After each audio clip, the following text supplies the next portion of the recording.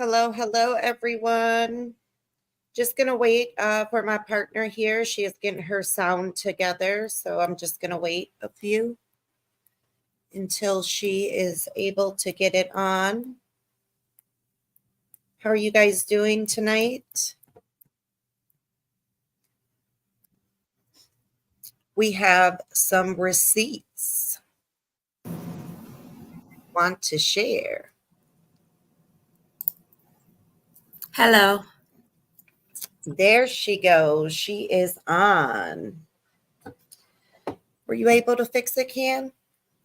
Yeah, I had to disconnect my Bluetooth and everything else from the day my internet was out. Got it. Got it. No more hotspot. No more storms, hopefully, either. Yes, we apologize. We were not able to go live after our interview with Jeff again. Um, Can had some internet issues on her side, and we had some tornadoes on my side. So we're working through it, and we are here to bring you another day and bring you some more information and some more receipts. Ken, how's the weather over there by you today? It was nice. It's a little chilly in here right now because I do have the air on, but it was It nice. it is. How was it there? Well, it says we have another storm rolling in. So just anticipating that. They said by midnight, from midnight to 3. So hopefully not another tornado.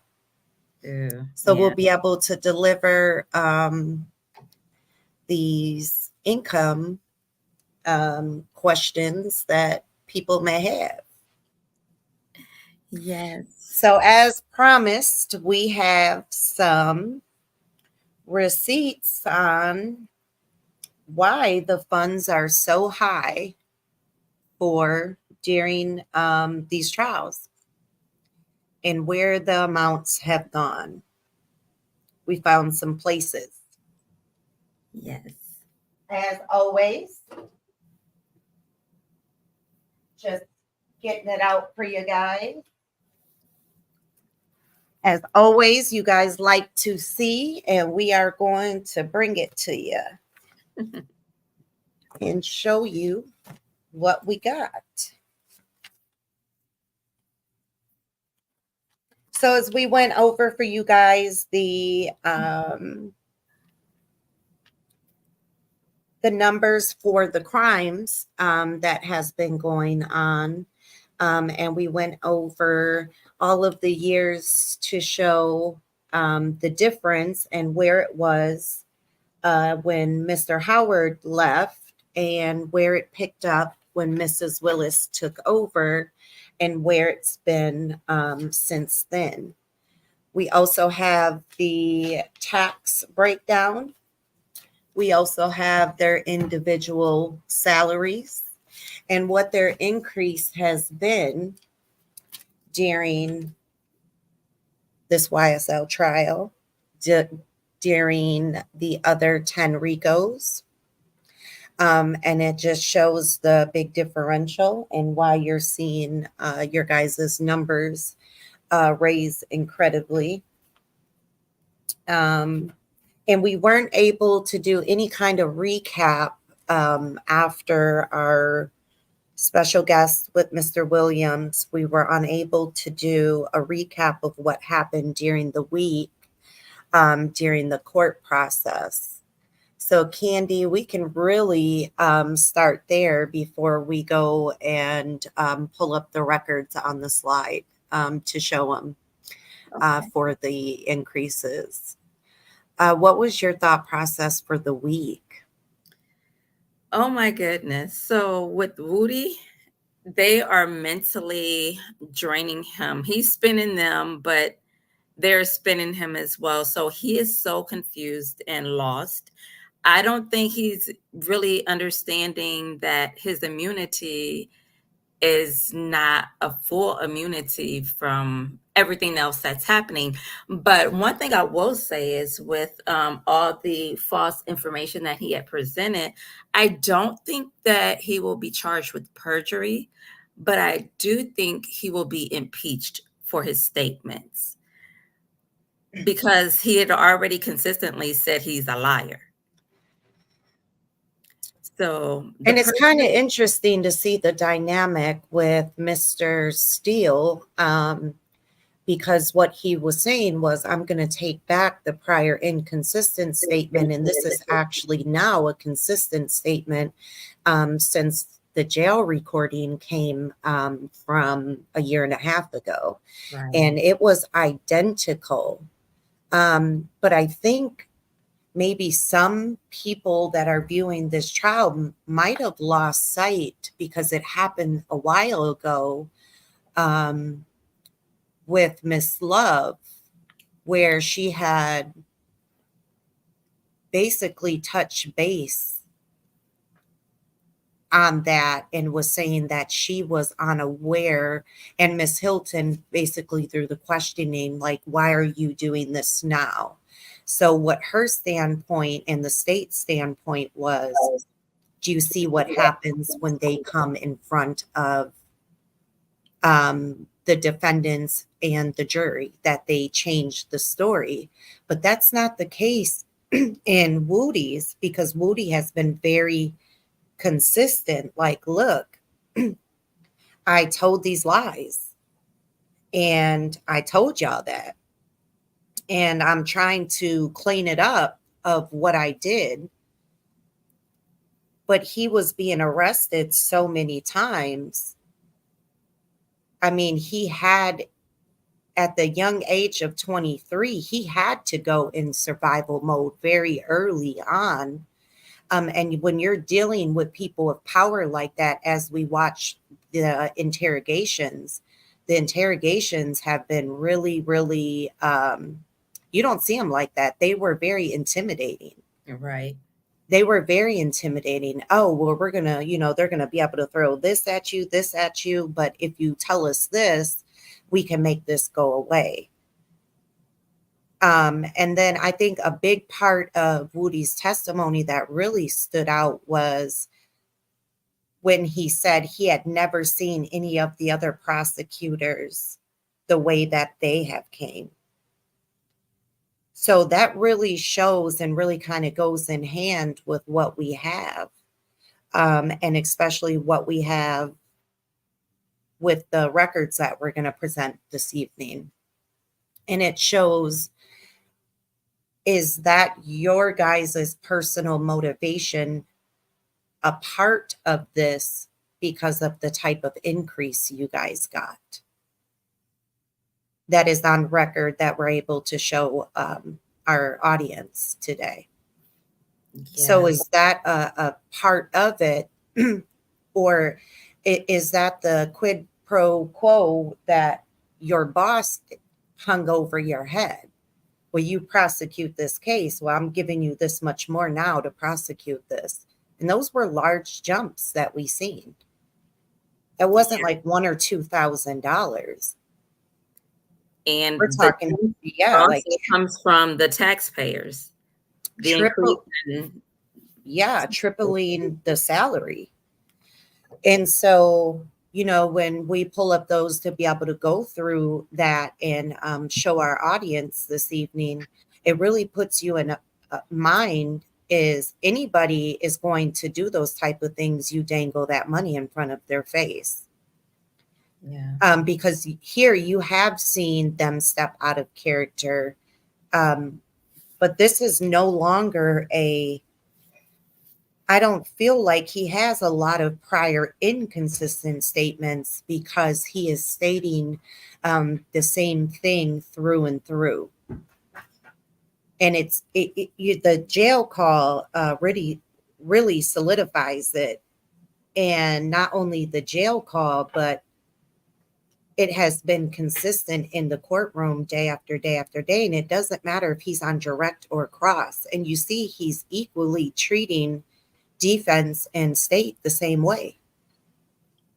He doesn't want to be there. He's irritated. He thought he did the right thing by trying to clean it up, but they're not hearing him. But this has been so I can understand Mr. Steele's thought process on that. Like, well, the where the state was going and the foundation that they were trying to lay, obviously that has been demolished.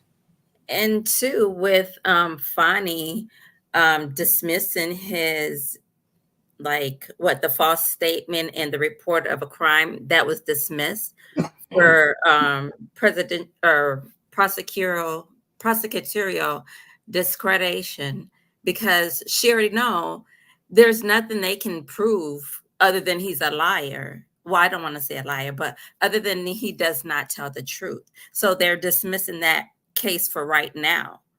And if they do charge him with anything for that, he's already served his time. So what are Yeah, they he's going to done fining him for $1,000? yeah, I mean, he's done quite a bit of time, but it was very interesting to also hear that they were both of the women prosecutors, Love and Hilton, showing up to the jail on the days that he had court. So it would either make him miss it or be late on his transfer, and he would get rescheduled an entire month later. Yeah, but he still served his time. And you just don't see those type of actions that go hand in hand.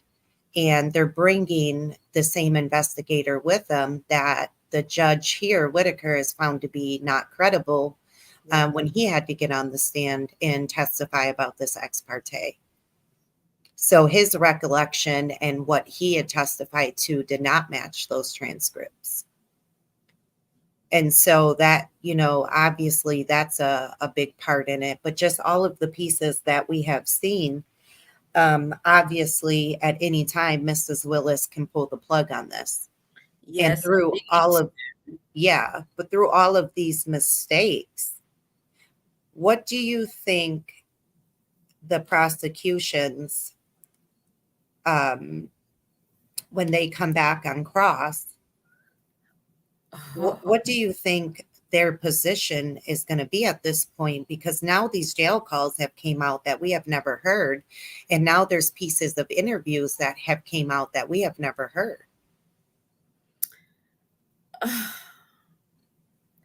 Well, I just think that they're just going to have to really go with the foundation that was already set forth from the state and just build on that. However, they are going to proceed with their cross-examination. Is it still going to be Woody on the stand?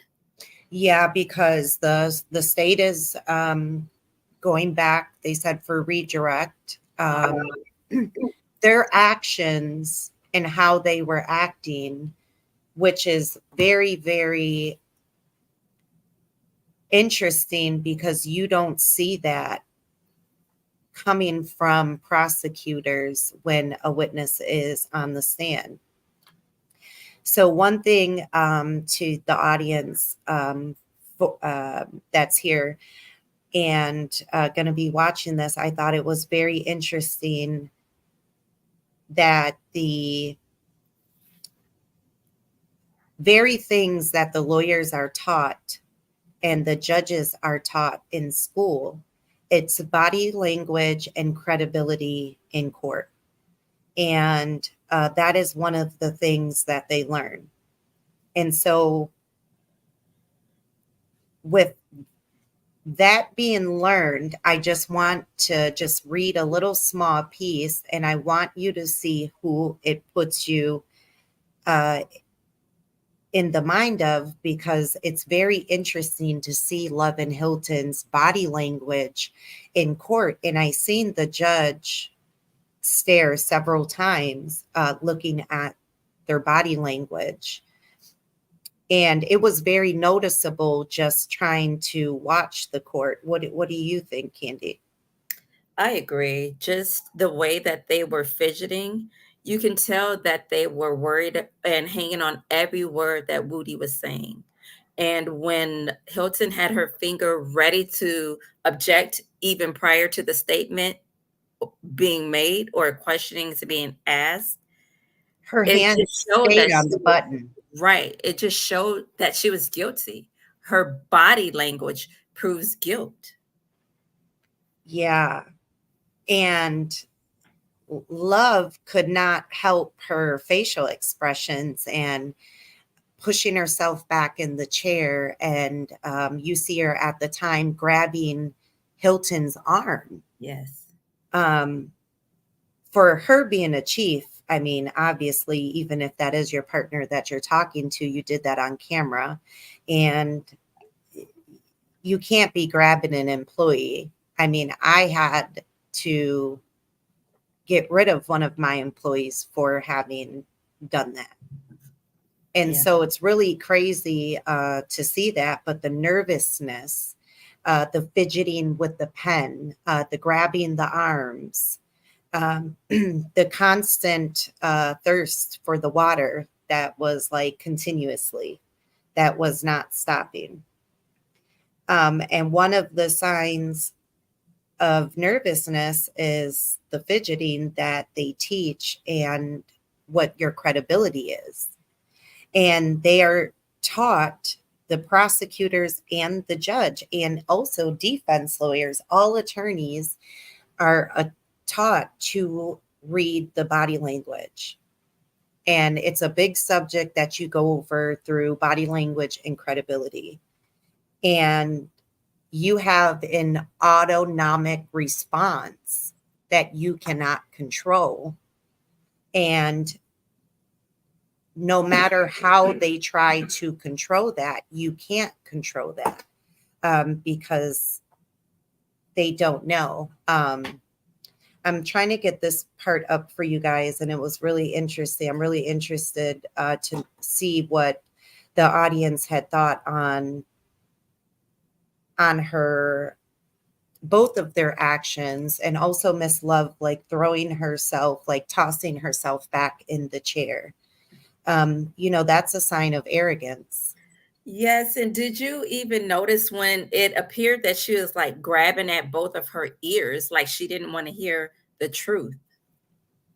I think that's a nervous response of hers because I do see when she gets caught up on, it's hard for her to explain certain things. I Yeah, have, because I you're have, not telling the truth. she pulls on her ears, her skirt, her jacket. I just noticed that like that's one of Her it's a dead giveaway. yes. However, I have never seen Miss Hilton as fidgety as she was this week through the defense on cross. I have never seen her to the point to where she was hopping all around in her seat. That pen was going a mile a minute, being tapped in her hand, kept her arm on the button to push it. And that is not good body language being displayed in front of that judge or the jury. Absolutely not. And they had already, Miss Hilton had already set herself up as well as the state when they decided to treat Woody as a hostile witness. And then she wants to recant and say that who Shard was harassing him. How can he be a hostile witness? Shard is treating him as such because it's on record, but then you're going to say that he's being harassed. You Yeah, can't have a conflict of interest. Either it is or it isn't. that was very, very interesting. That was,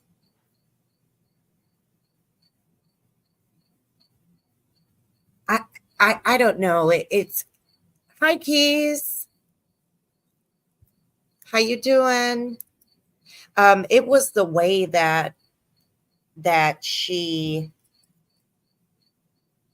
was handling herself the entire time, and then the water bottle. We know that that's an autonomic response to where you're gonna have to keep clearing your throat, or you get a sudden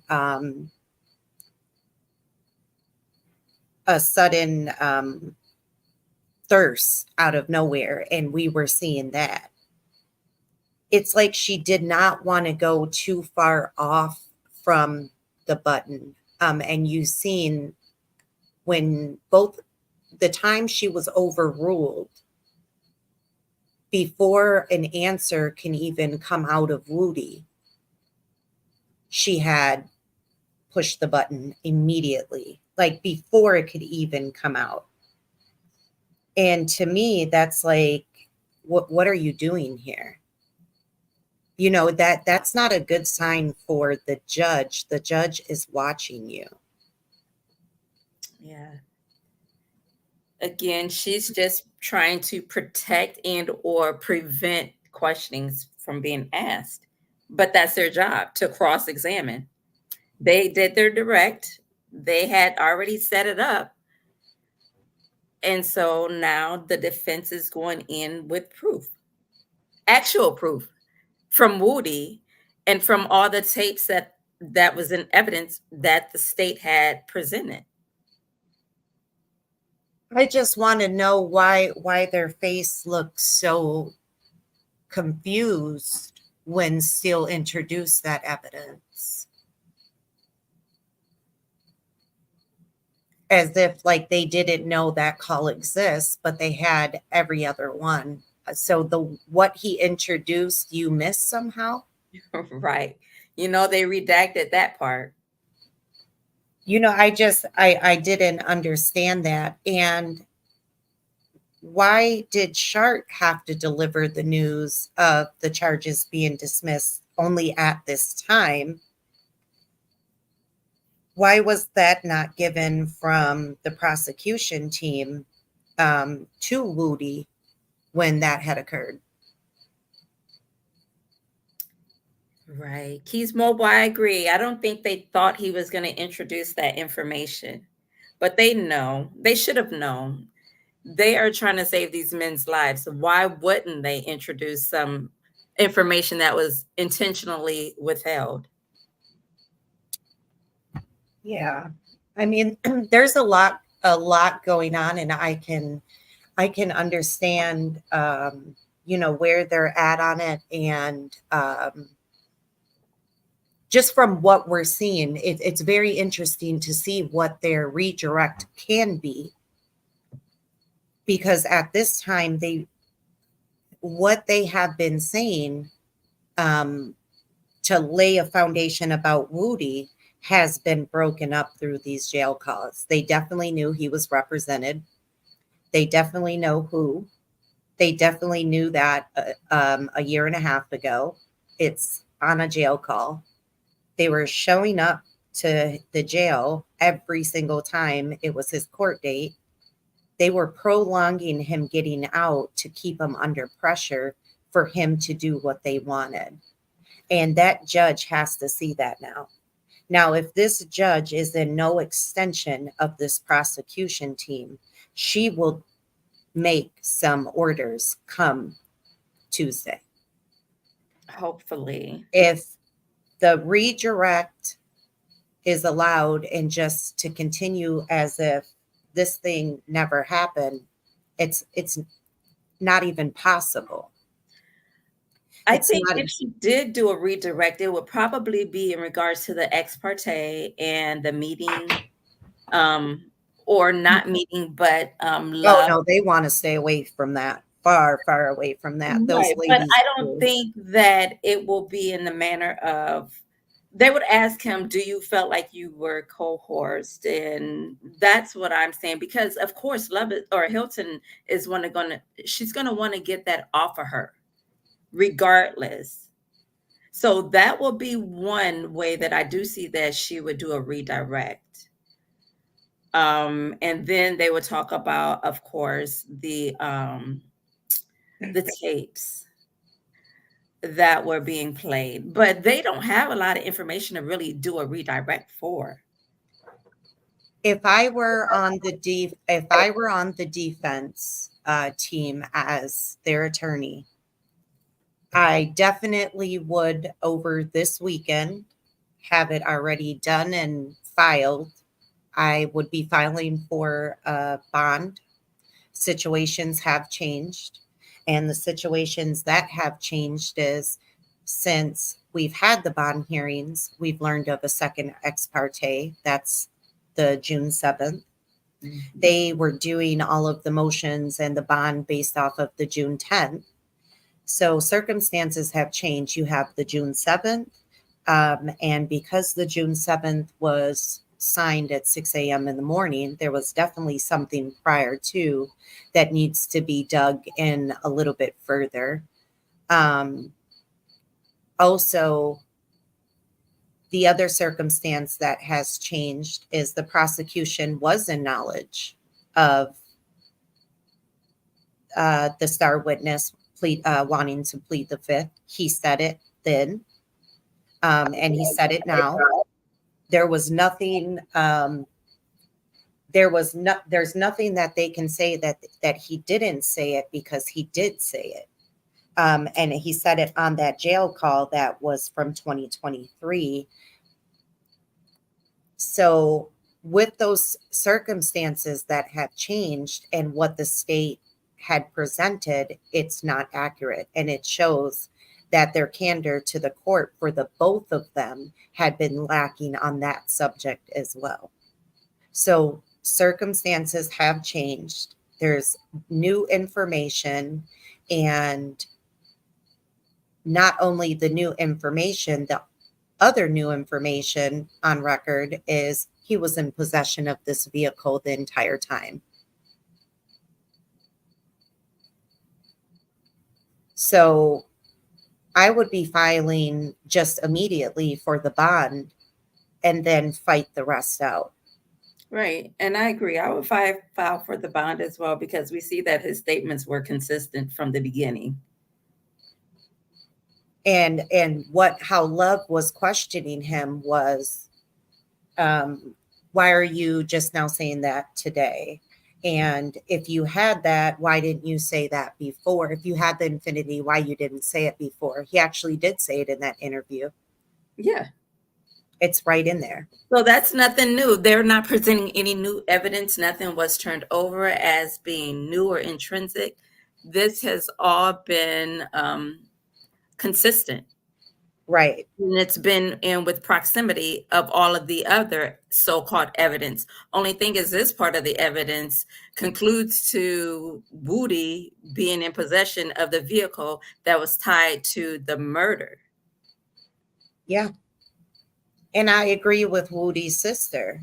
She said when they leaked the tape, that was another tactic to use. Yes. Well, we'll put it out there that you're a snitch and you're not going to have no one but us. So you will have to rely on us. So saying that they need a civil attorney, based off of that, his sister is correct. Yes. They leaked it, and ultimately his life was put in danger from that point. And so that's a big, you can't just overshadow that or bypass that. And if you look at the circumstances, a lot of people can talk about them and they can say all these bad things. But when you're being interrogated and you're being threatened and you're being really coerced in interrogation rooms because they wanted Jeffrey that bad, everybody can talk a big game, but until you're sitting there and you got life thrown at you, and these are the same people that are coming for you nonstop, you're gonna believe them. Yeah, especially at that age. He said whatever he had to say to protect himself, to be out with his family. But I think at the same time, there has to be accountability. Well, yeah, of course. But at that time, this man was not thinking about accountability. He lost his friend, he lost his mother, and he was thinking about his family. And he did whatever he could do to not be in Fulton County. He said he would prefer to die than to be in Fulton County. But if you look at, excuse me, guys, sorry. If you look at, though, just saying, had they not done their job that way and been out to get Jeffrey the way that they were and basically manipulating him at the same time, they're spinning him, he's spinning them. It's a constant merry-go-round. Had they done their job professionally the right way and not had all of those tactics in there, Right. it wouldn't have even been that situation. I agree. This isn't even a RICO. No, definitely. Like, and the type of things that were allowed in are definitely, character evidence. We can go about that all day long. I mean, it has nothing substantial on there, and just reaching for any type of thing is just so wrong on every aspect. But I mean, we're looking at a real live setup in front of America. A real live setup.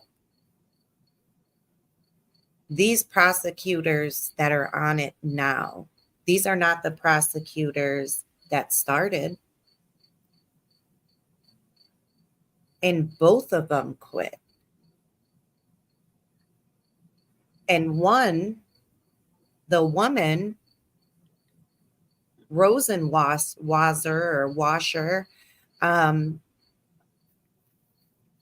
didn't even come back for the rest of the day after lunch. And then also she has a journal as the writer and the editor, and she has an article about coercion 4 weeks after her departure there. So what did you see that made you have the argument to be done with that case midday and not come back? And for Mr. Geary, who had it first, what did you see to make you go? What did you deal with? Their conscience was bothering them, I'm sure. Because there was, I know people were saying, he was taken off the case and that's why he was upset, but that's not the record. He spoke for himself, and the article was right there. He was speaking in an interview. So it obviously, I'm going to take that. And he said that he had to part. He left. He made the decision to leave. And so it makes you think what that was. And then you brought in these two together. Yeah.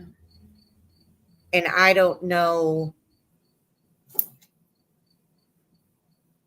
what the motivating force was behind it for them to get it when they did. But there was an increase last year when they did. I would say that's the motivating factor. And we have those for you today. So it makes you just really, really think deeper is why you have to look at the whole picture. Is that's very serious for a professional that is prosecuting the case to leave midday and leave that job, which she has a better job in a neighboring county as attorney general now in a neighboring county. So, I mean, she won ultimately. So whatever she dealt with, it was enough for her to walk. And her article that she wrote was very, very interesting. She a great journalist piece. So it makes you question, what did you see? And I think you should do the right thing and come forward and speak on that case. and also Mr. Geary, because America is watching and America sees exactly what is happening. You have a veteran chief in there that does not even have candor to the court, with not one judge, but two judges. And both of them have stated that. It's on record. It's in the transcripts. Yep.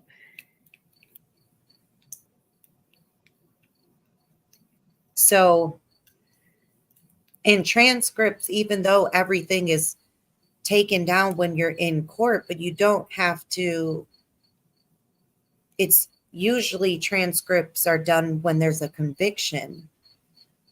And in this case, you have to have them prepared during the case because that's how much stuff has been happening.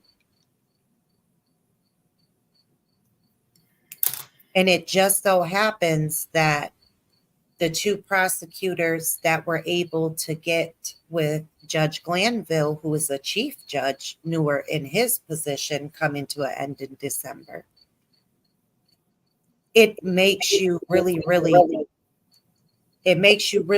question the motive behind that, because he said on record that he's known Hilton and Love for a very, very long time, when Mr. Steele had spoke out about them not being honest about the situation they were having an argument on.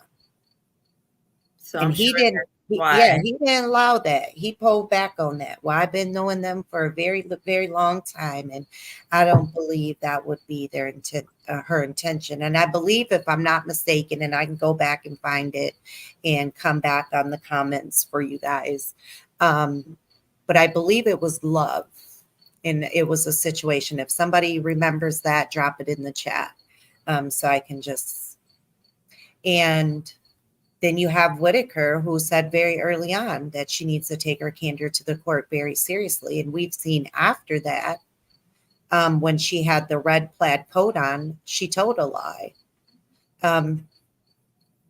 And Shart basically said, yesterday she said they accidentally didn't turn it over. Oh, shoot, we forgot. We better turn it over. And then the next day is that they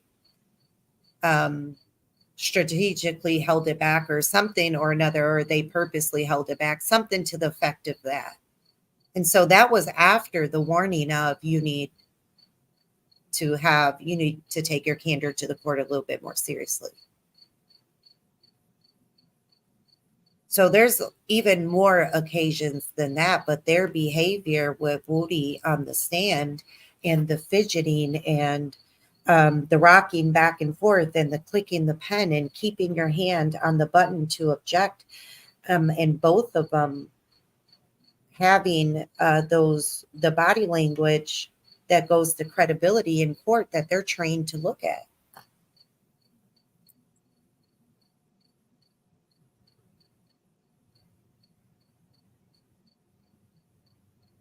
So it's just really, really, really personal when you look at that. And I'm going to show you guys something here.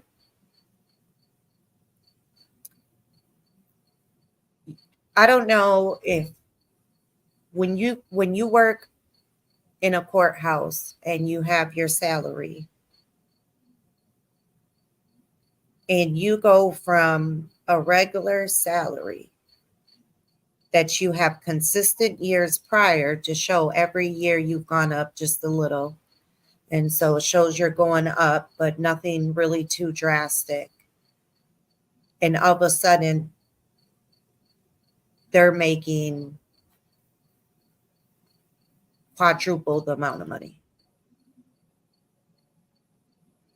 And it's not everybody as a whole, as different names were looked at.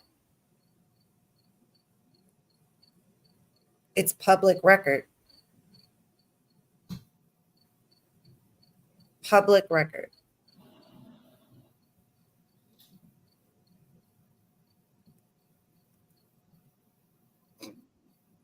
It has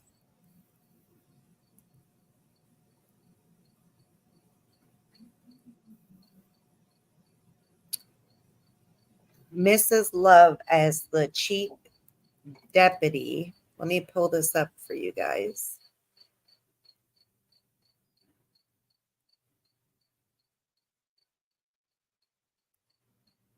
Present this really quick.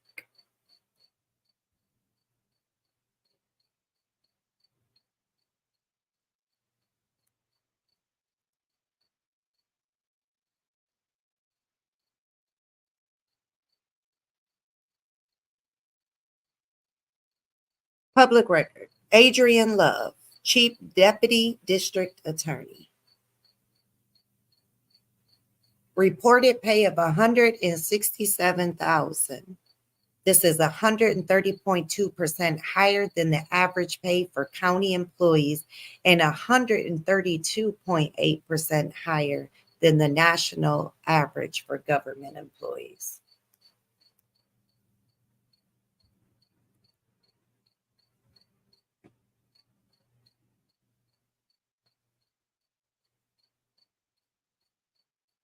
Let me show you before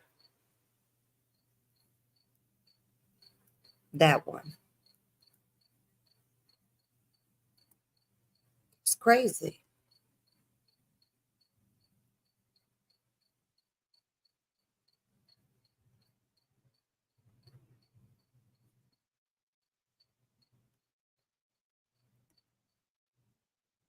When she was just in her regular position before the case, this is where she was.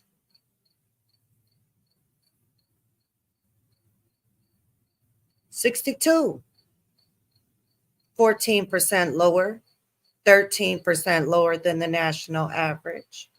So she wasn't getting paid. She wasn't getting paid no whole lot of much. Big jump. Every year before that, it was around the same or a little bit up.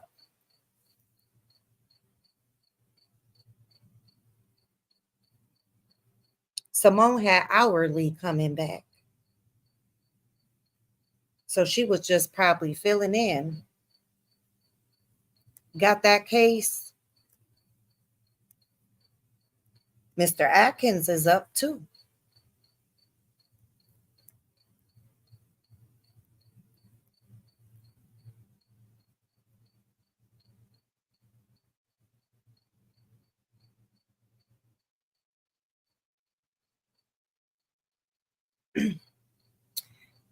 And also Mrs. Rosenwasser.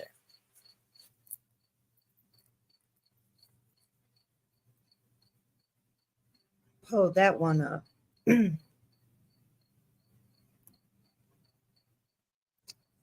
Wow.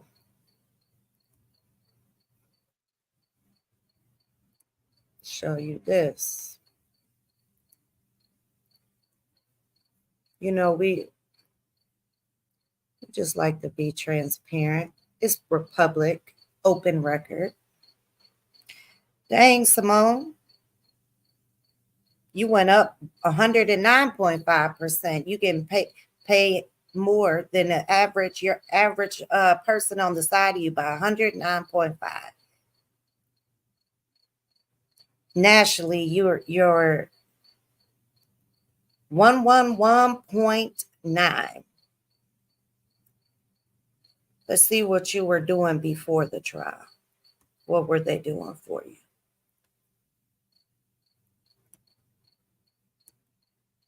What were they doing?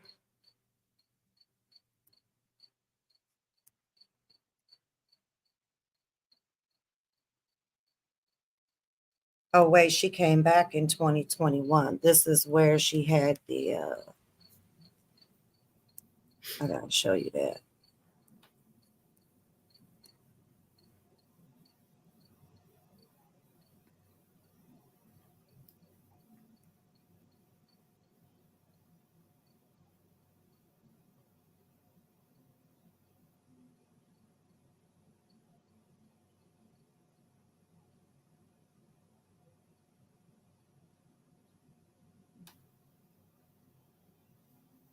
All right, now come on.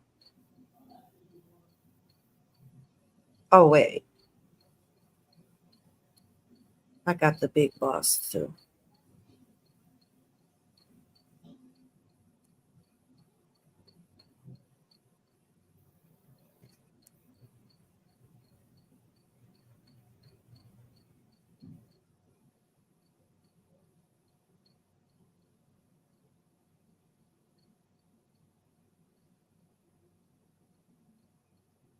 Here we go here.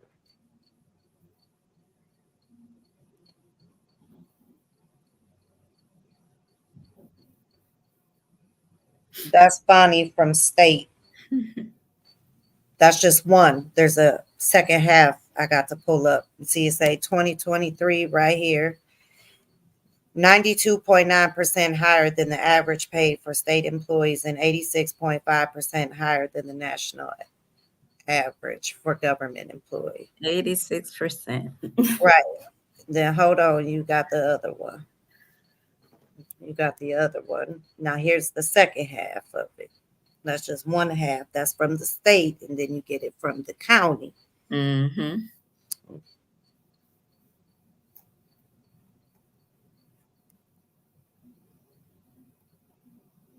Okay, her county download. And hold on, I had to download that one. Hold on. It's probably the county mixed with a little bit of local supplements. Yes, addition. It's an additional. It's an additional. It's an additional 72, and then she had went and got the increase when we had seen her fight, for the increase and was able to get that. So that was added onto the 2024. So that would be on the next report.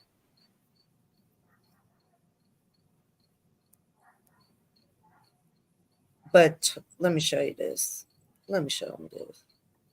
2021, when you took over, this what it was working with. 64. That hurt. And it's about right because Mr. Howard,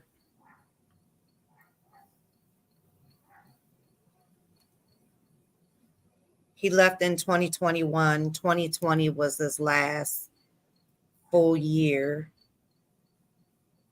So I'll show you that. 49, low. You go right here. You go his last little paycheck, one little thousand. You can look at 2019, 49, very low. You look at 18, 49, no increases.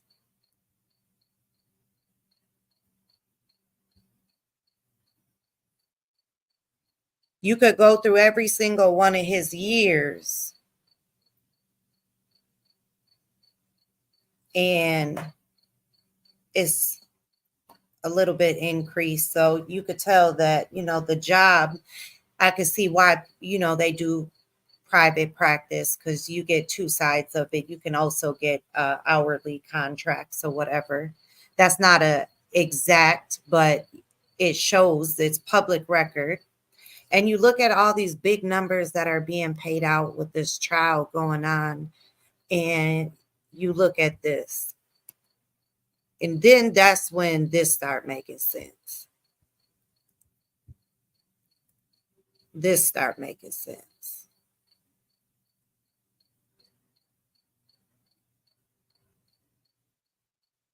This start making sense.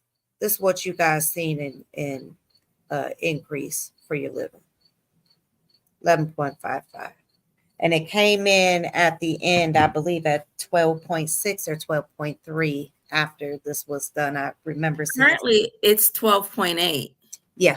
Oh, currently right now. Yes. Yeah, and 2024 ain't done. So Right. that's going to close out at one of the highest. And you see 19, you were even. Nice. 3.27 in 2020. Went down in 2021, 1.70. Increased 2022. And 2023 went crazy in 2024. Right now, at the, what do you say, Can? 12 point. 8. It's crazy. Yeah. It's crazy. But I just wanted to mention one thing in regards to their pay. So according to the official code of Georgia, there's a class in regards to the pay. Okay, so there's class 1, 2, 3, and 4, and then it goes from 13 on to like 16. So we have all of these attorneys that are making way more. In class 4, with the grade of 13, they make $106,000, and that's only if they've been in their role for years. It Yeah. said generally an assistant district attorney, she or he advances a step each year. There is no way they should be maxed out at their current pay. But again, we see where the fundings are coming from. But you're looking at 109% higher than, what the counties used to. And then you're looking at, a little bit higher than that for the national. Right. And then you're wondering why Mr. Pitts and the finances questioning everything. Because they're looking at these increases on the numbers. They know the community's feeling it. They know what is happening. And it's like you increase them. They're happy employees because you gave them that money.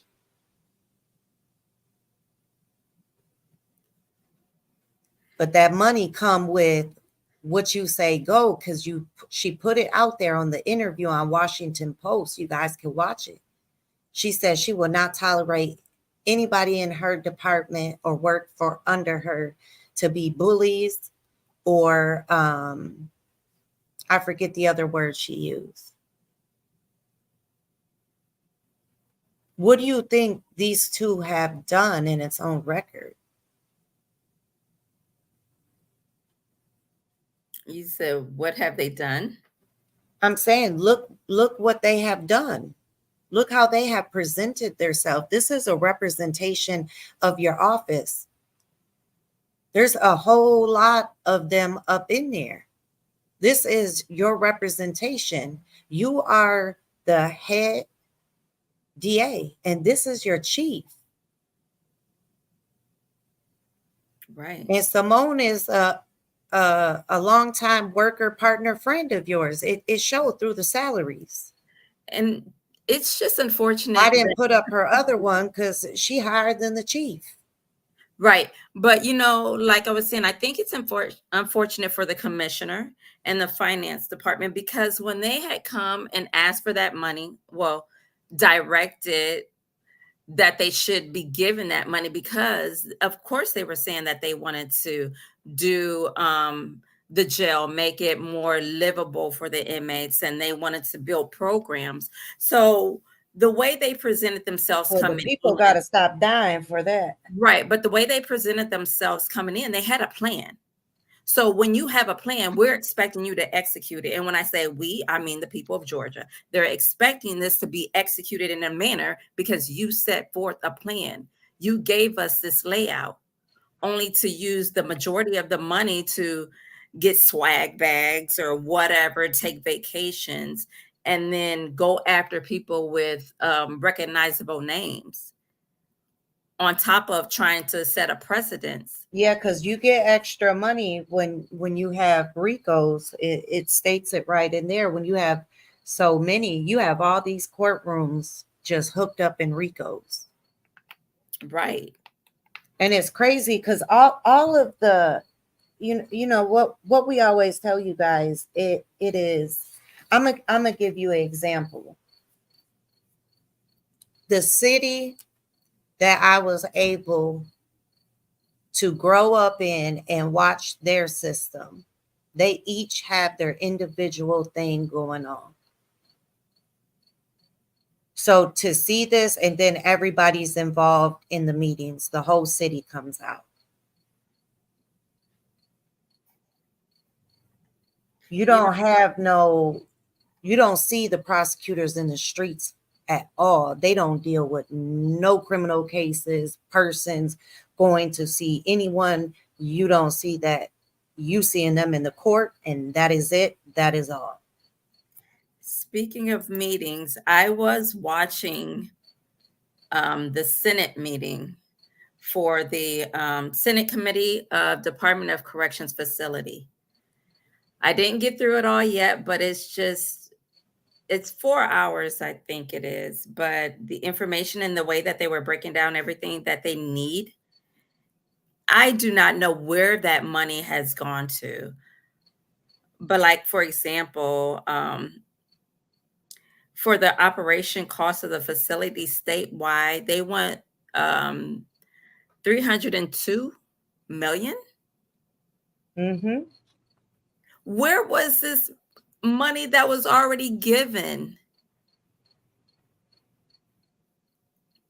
So you're asking for additional monies and there's no receipts for the money that was already given.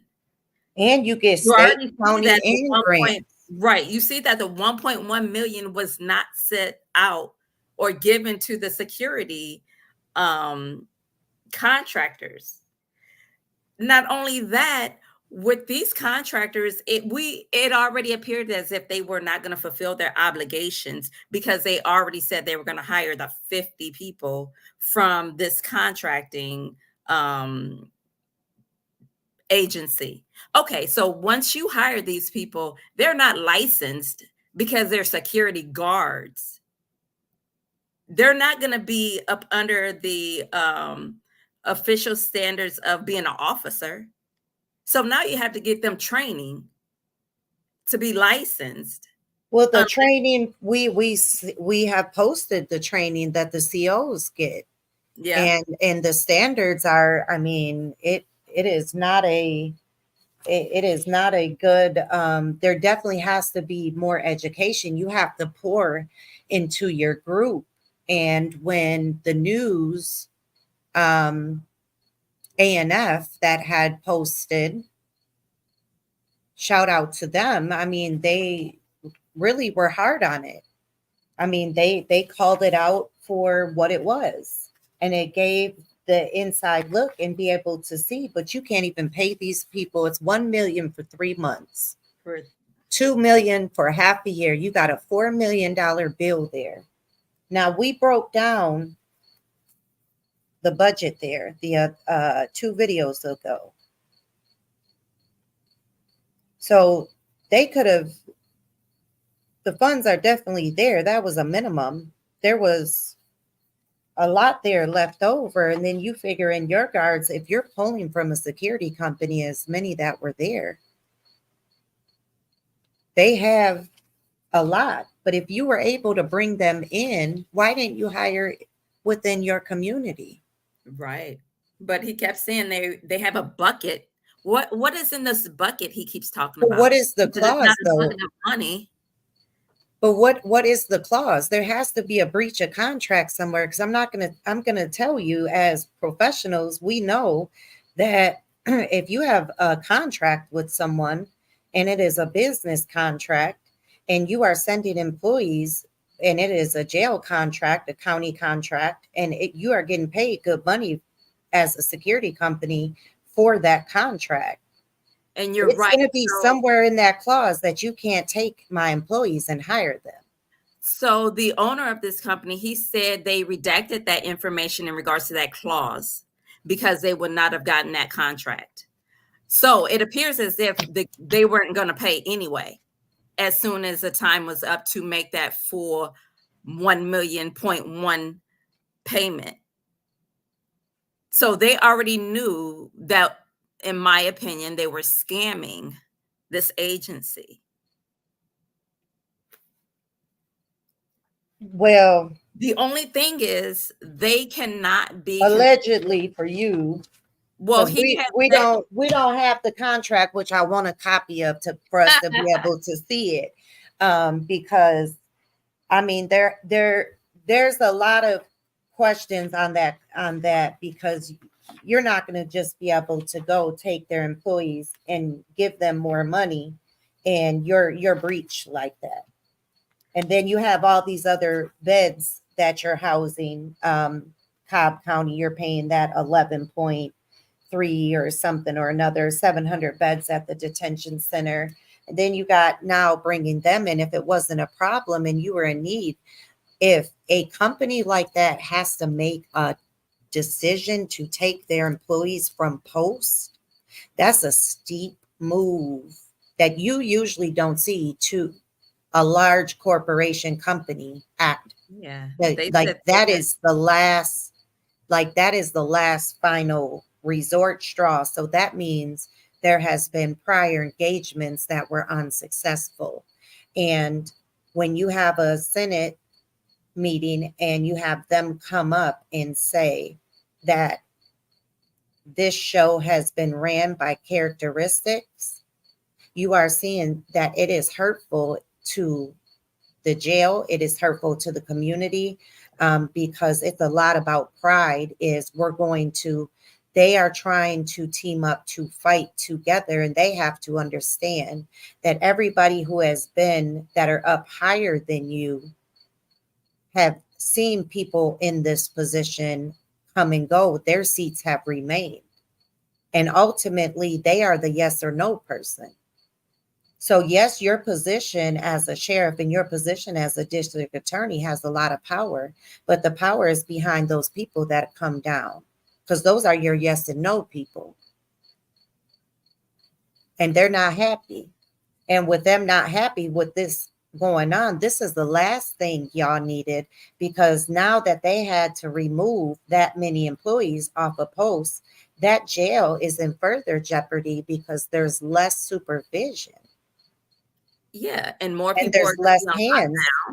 Yes. Absolutely. You have to think of the bigger picture. So at some point power and ego has to go away. The numbers are suffering. The crime rate is suffering. All of these things are suffering. So at some point you have to bite that bullet and do the right thing for the community. And right now, choosing to take these Ricos that are from the past and trying to get them all at once done under your belt, your right now responsibilities are suffering so bad because they're all stuck years prior.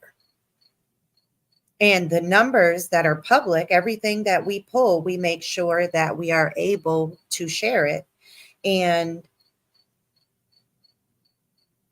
it just shows right there that this is so much, so much, so much, so much bigger. And they have to at some point do the right thing, because right now no more mistakes can be made. Yeah, they need to turn over the jail. They already see that there's corruption. There's no way the contraband or anything else should be able to get into that jail.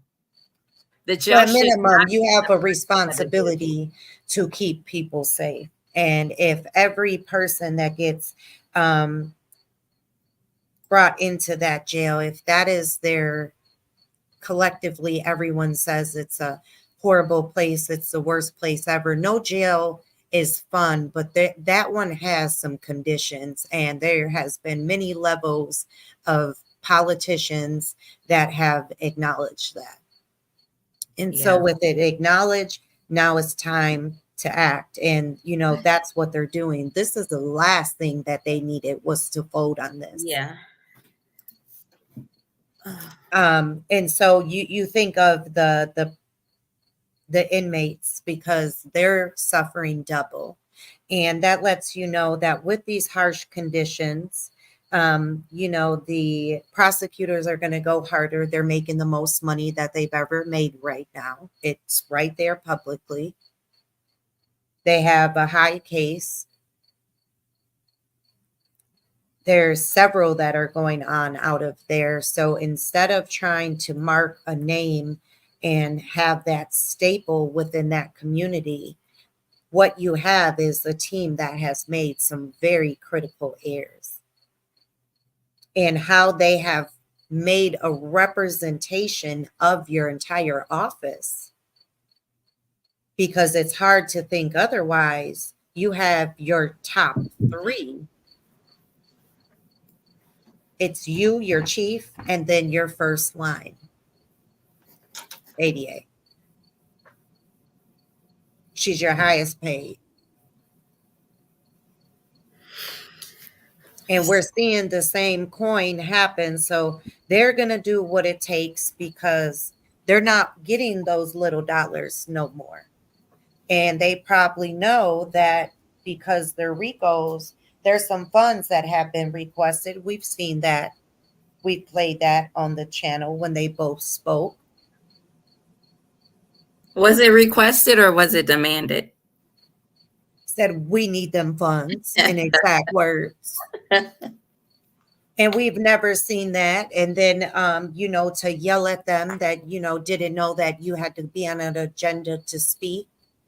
That is been always, and just learning that your last year of before reelection, you're just finding that out is super wild. And so it's just time to do the right thing. I mean, there's no excuses that can be made. The remedies that have been taking place is now people are questioning Mrs. Paige Whitaker's character, because this stuff is being allowed under her. She is watching this. And she is the officer of the court. She is the referee. And at some point, you have to be very transparent and say, this is not going to work. We have to tell our boss that it's done. You guys have violated so many of these constitutional rights for these young men. They can't even get a bond.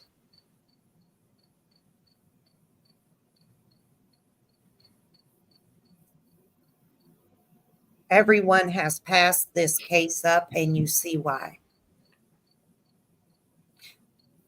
But as passionate as they are to make sure that they keep on throwing whatever they can at the wall, think of if they applied themselves with the real things that are happening right there in their county, and it's on the news every single day.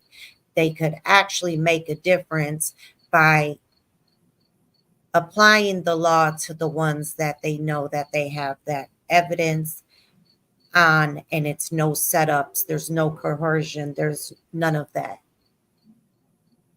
Should never be about a name or a title of what you can have under your belt.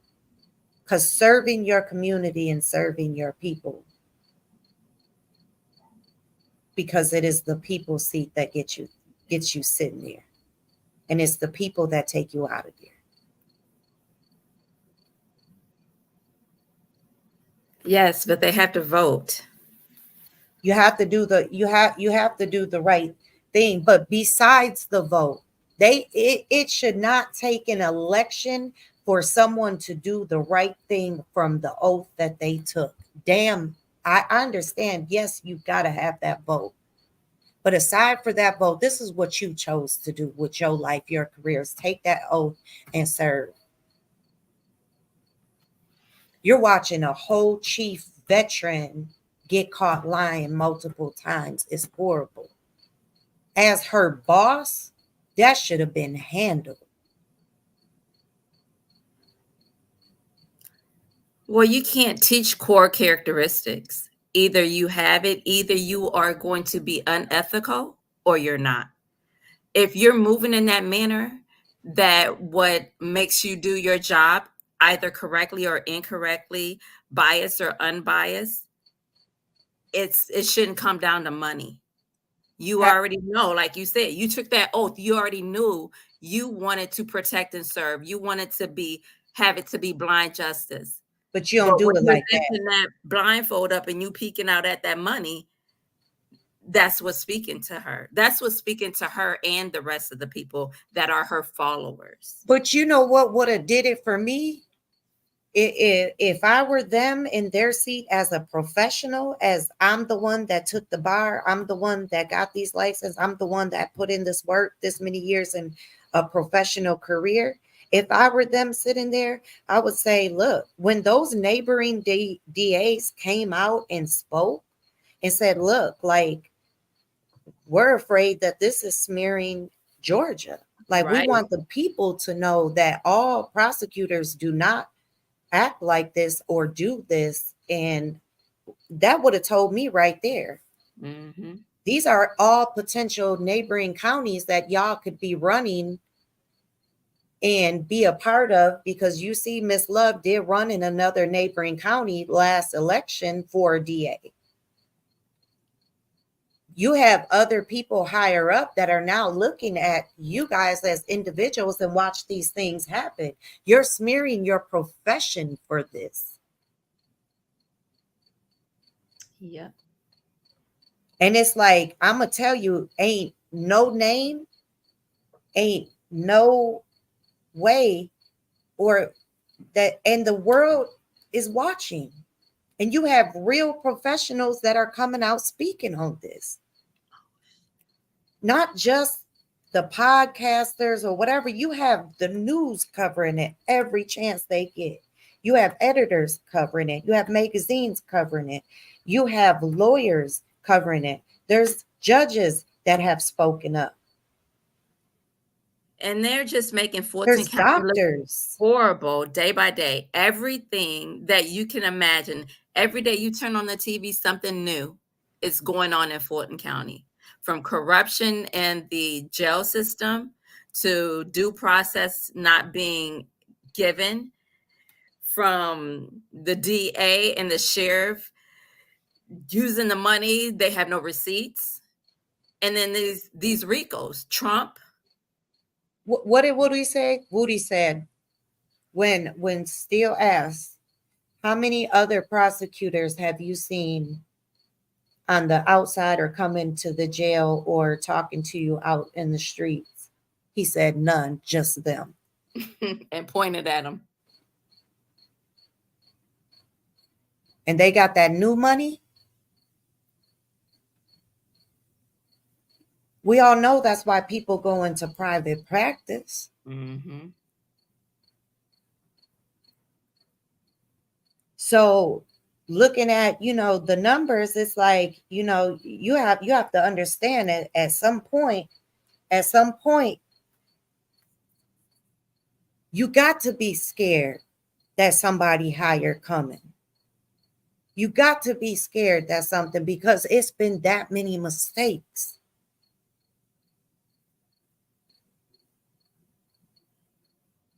I was them and Miss Willis was my boss. I said, with all due respect, ma'am, you have to let this go. Yeah. If you say who you say they are, then you'll see them again. But this is reach, past reach. This is, I'm going to violate and turn you every which way, but it won't be loose. And everybody is watching. It has to at some point click. It has to click.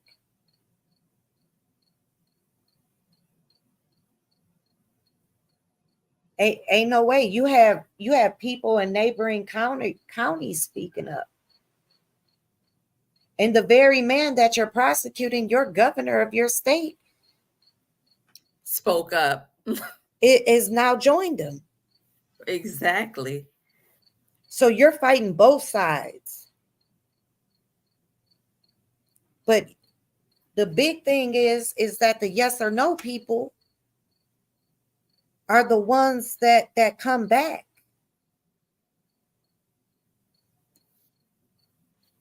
Yeah, they need to turn over the jail. It's like you can't bite the hand that feeds you. You know, you get your money through grants, but those come with so many stipulations. You get your county, you get your state, you get all that. Yeah.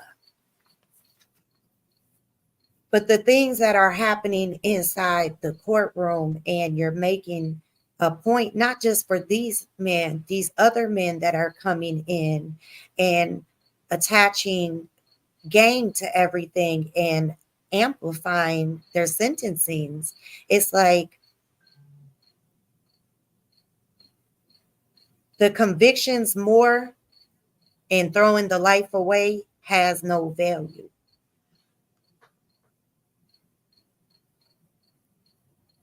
Because there's no one in America that is saying good things, and they're watching your veterans.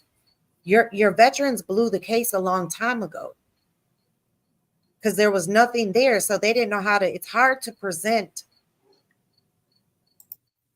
no evidence. You have to stretch every little thing, whatever way y'all can. And it's like, that's why it has to be drug out so long, because you got to try to, and every single person that has hit that stand has not giving anything. And even the ones that work in y'all field, they have been caught not credible.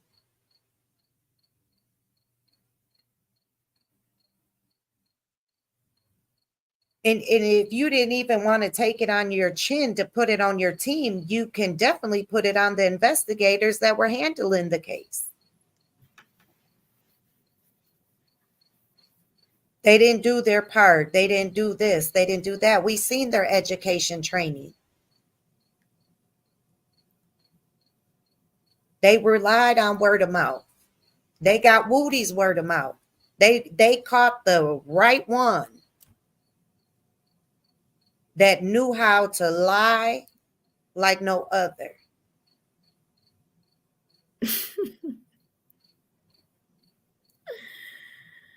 Like there was nothing nobody could do. The feds, nothing. You charged them. You couldn't even prosecute them because it wasn't there. You had to let it go. You can't even charge them again. You already charged them once with it and dropped it. Double jeopardy will have to come into play. And that's illegal. And he's came right out like, I did whatever I had to do. After this week and those jail calls that come out, the state was in full knowledge of these things. They have to do the right thing, and you can't come with a plea. Everybody can scream, plea, plea, plea. Why would you take a plea and have them over your every move in your life when you didn't do that? Absolutely. You didn't do it. You got to do the right thing for what y'all done and dismiss this and go about your way and let them go about theirs. You have to do the right thing. You have to do the right thing. There's too many things that have shook, and you can't even blame this boy. Yeah. This young man. He was 23 years old. Y'all had him every which way, but he was lying so good they couldn't even verify the stuff because he lied so good. I know. It's like for them, the most reliable witness is an unreliable witness. He is so unreliable that he's so reliable to himself that they know he's going to tell a lie. And that's so crazy, but I don't know.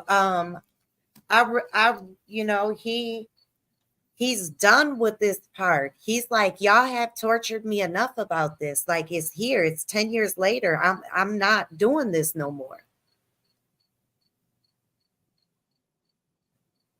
Yeah, 10 years. These men have changed mentally. Physically, I see that they've changed. And their children are older. They've changed. Their mindsets are way different than what Woody is still stuck on. And what Miss Love and Miss Hilton are still stuck on, trying to get this RICO to stick. They're the only ones that's still stuck in the past. And I get when he say, you keep talking about the past, like let's talk about now. He wants to talk about those calls. He wants to talk about when they came, well, when Miss Love had come to the jail and was begging for his testimony.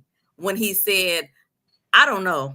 I'm telling y'all what you want me to tell you because I want to go to court because I have to. I have a subpoena and you keep violating my rights. So And just think about that. He's tired. He begging. just got done doing, he got sentenced to 60 months, did 51 Right. months, had to do another 15 months. They got him again, had to go again. It's like, you know, look, when you threw all those big numbers at him,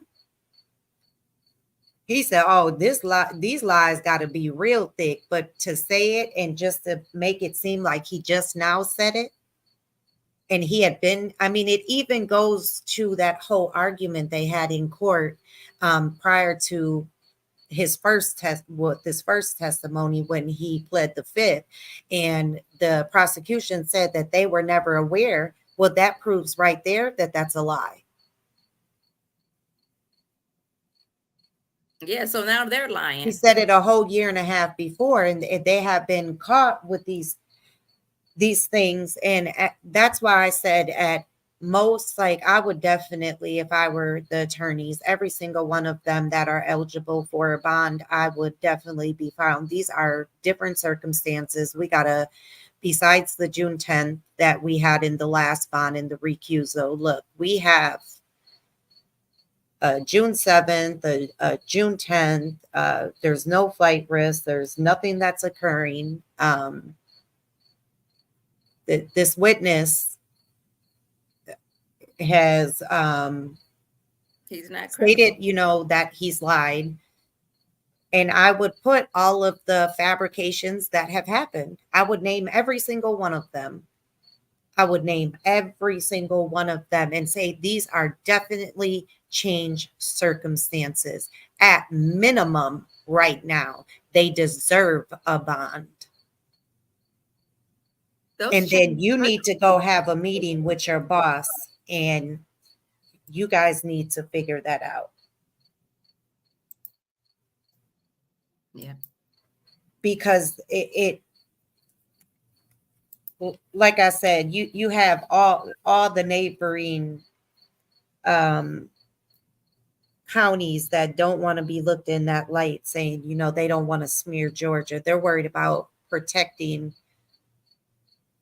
where the people are your boss, and the people are angry at you because they're seeing this, and these are your veterans and your chief on the line. So they're a direct representation of you. And if you don't stand for that, as you said on the Washington Post, your first line is showing otherwise. We've heard otherwise, and it's been on record. Y'all say what y'all want to about them two and their actions, but they are direct representation. That is their boss. She is calling them shots.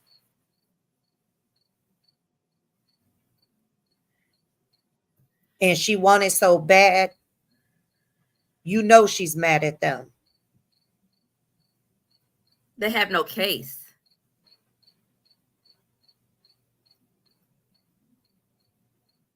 I mean, at this point, I would have to be filing. I would have to be filing motions. And then, you know, when Steele had to put it out, the lack of candor again about, you know, the Brady that they had to watch a video on. That's changed circumstances. This happened again. And yeah. I would again list every single time. I would go back from day one when the mistake happened on opening argument. I would go that far back and add each clip and say, look, you can't say, okay, well, I wasn't here prior and what the previous rulings is. You're here now. And if you're reading it, you have to address it. So that means you're going to have to go back and watch that. That's your responsibility as a referee. You're supposed to be fair to both sides. It just This needs to ain't be a that. mistrial. It needs to be a mistrial. They have no evidence. Redirect is not gonna be even worth it for them, other Dismissal. than for Miss Love to say that only for her to do a redirect just to clear her name. I don't see any other information that she can extract from Moody that's going to continue to build their case in regards to Rico. I think I really think by looking at at this, you know, your yes and no people that call the ultimate shots when they're not happy, and the people that put you in seat aren't happy because more and more stuff is coming out, and their pockets are feeling it now. These percentages are up. Crime is up.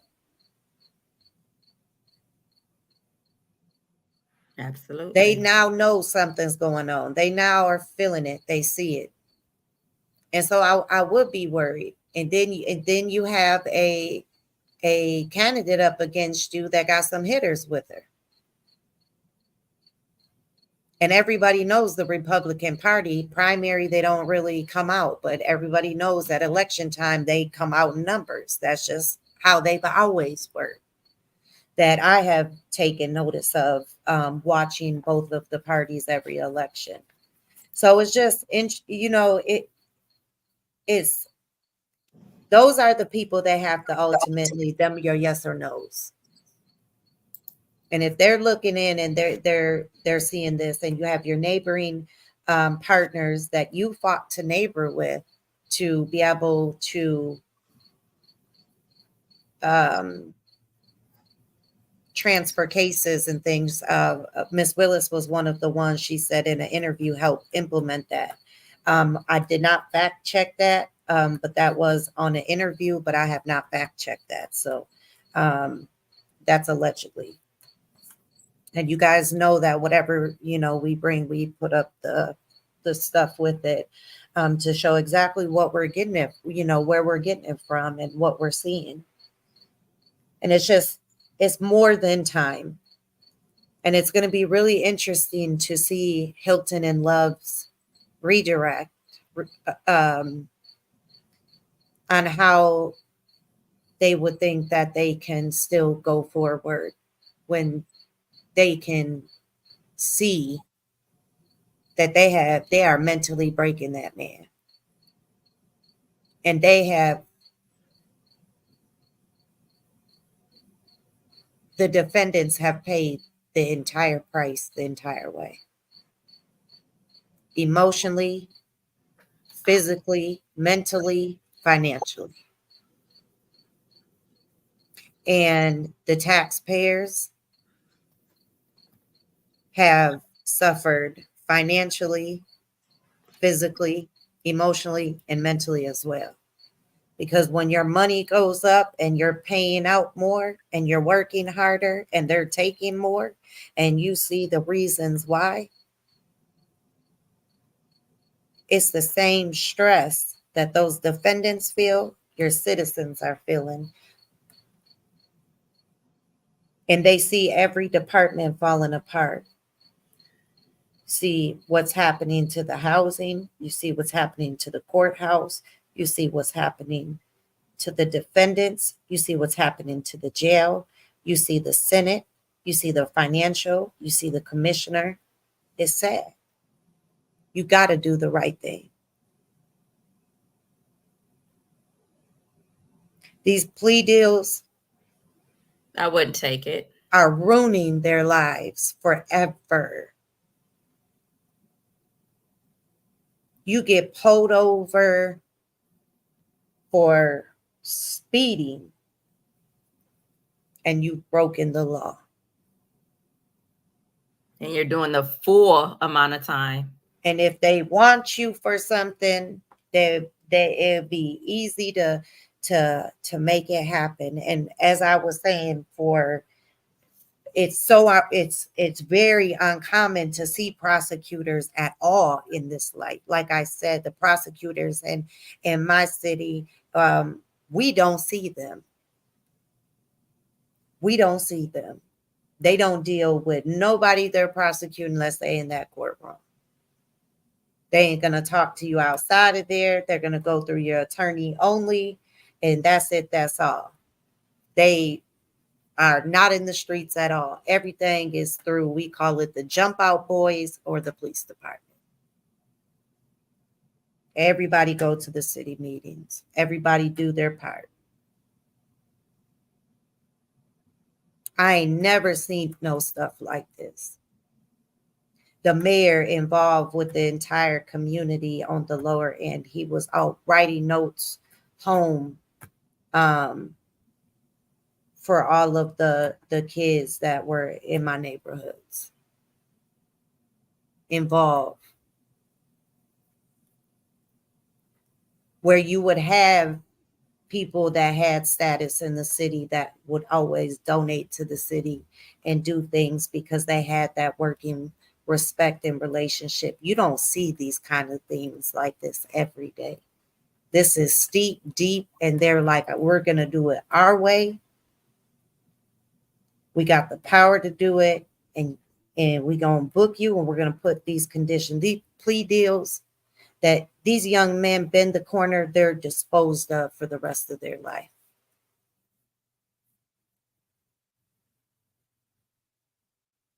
That's scary to have over your head.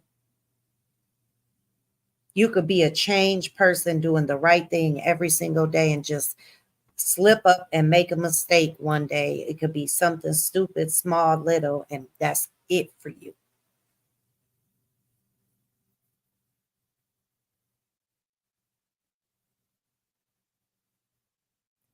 No, it's real. It's really real. So you seen Love and Hilton exchanging words this week. And they had a lot of body movements, a lot of fidgeting, a lot of tapping, keeping that arm on that button. She was going to push that quick, fast, in a hurry. Her name was Reach. She reached for that thing every time a question, anything that came around a murder or a jail call of prior or a visit that they've done, that thing was on there. And you go back to the other witnesses, not at all.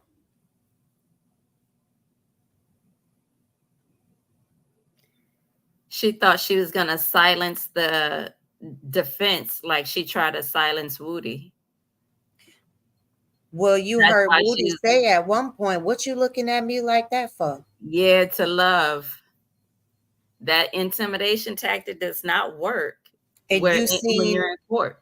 yeah, and Whitaker at one point, Hilton, without her even probably knowing she did, reached her neck forward when he was getting ready to answer the question. And the judge was looking directly at her and then started staring a little bit longer. And then she came with an objection and she said, overruled. But she, if you go back and watch that part, she had kept her eyes on them for a good 2 minutes straight.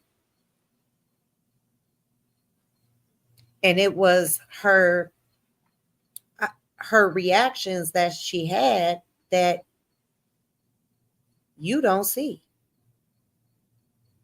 This is what they're taught to look for. They're taught to look for that.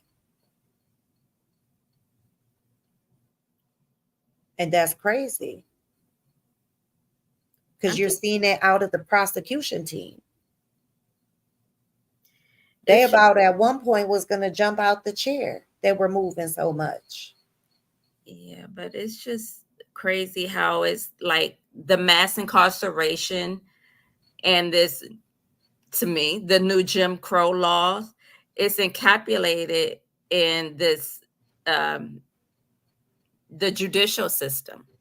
Because again, like I said, these men, the plea deals, like you were saying, anything that they do, they're set up to fail regardless.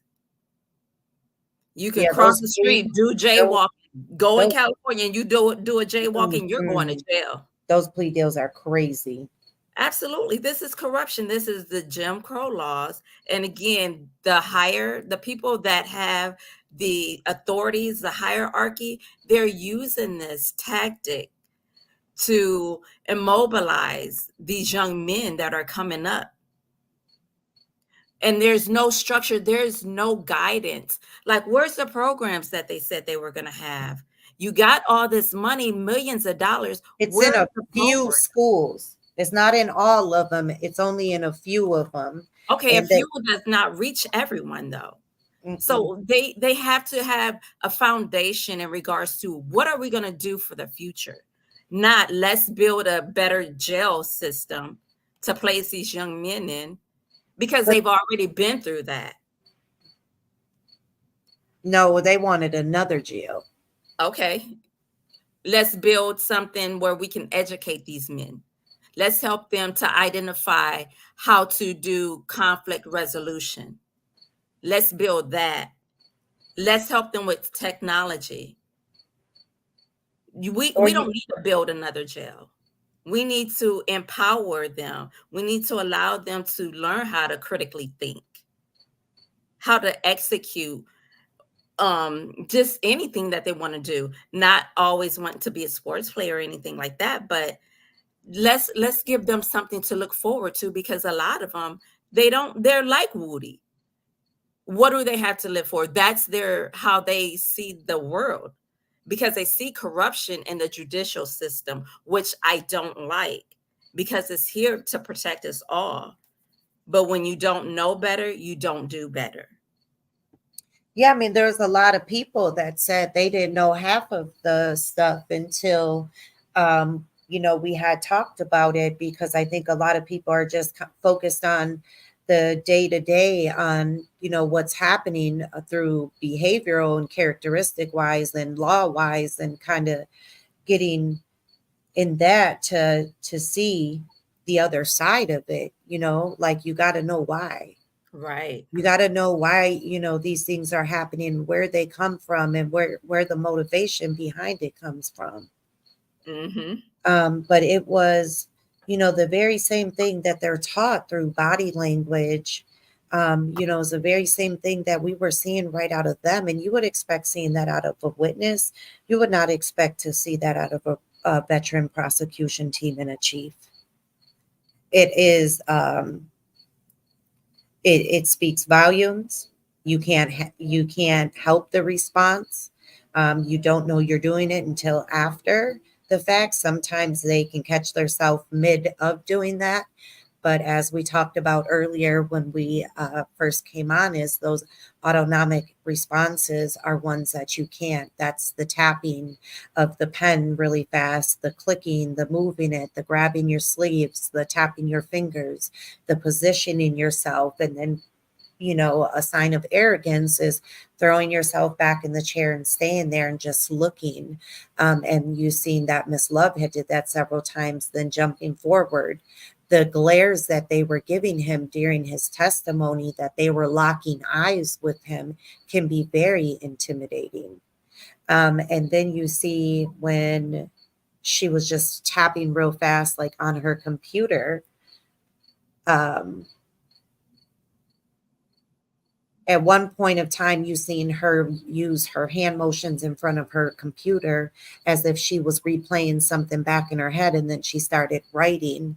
So the signs, the body language told a lot. And it was during the parts of their involvement of things. So that lets you know that their responses, that their nervous system reacted to, were very spot on because these are the very things that are unethical. Yes, it's that fight or flight, and they That's are trying exactly to right. keep themselves abreast in regards to what's going on, but their bodies so not allowing them to show that they're in control because they're not. And then you have the witness who's on the stand that is in a fight or flight mode and his stomach is cramping, and Yes. you see that that is a natural response that you can read, that they teach you when you're an attorney in school, that that's a natural response when they're just naturally nervous, but it Mhm. says that they are truthful.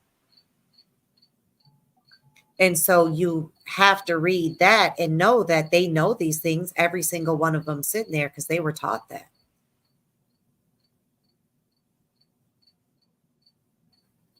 So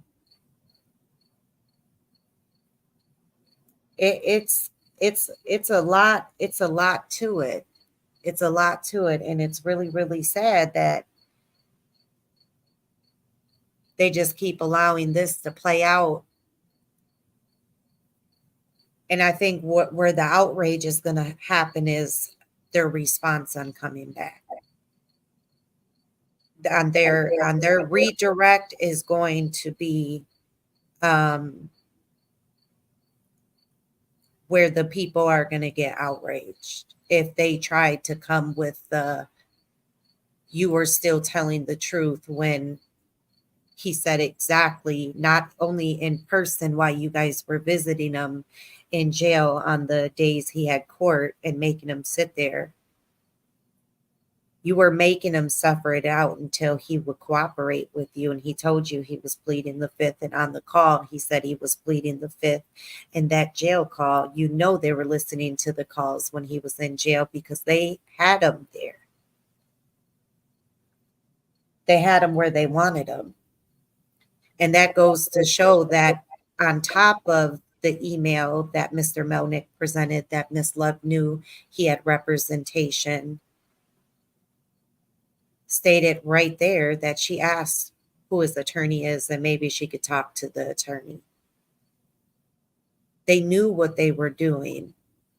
And that's what I mean with changed circumstances. But I would put everything, because the judge can't keep the same forefront that whatever ruling was before me, I wasn't a part of that court, because it stems. This is a history. And if it's happening now, then you have the duty as the referee to be able to view the history. So I would put the entire, every single time, and say until this is hashed out the right way. And where they're really, really going to go wrong is with this next witness sledge.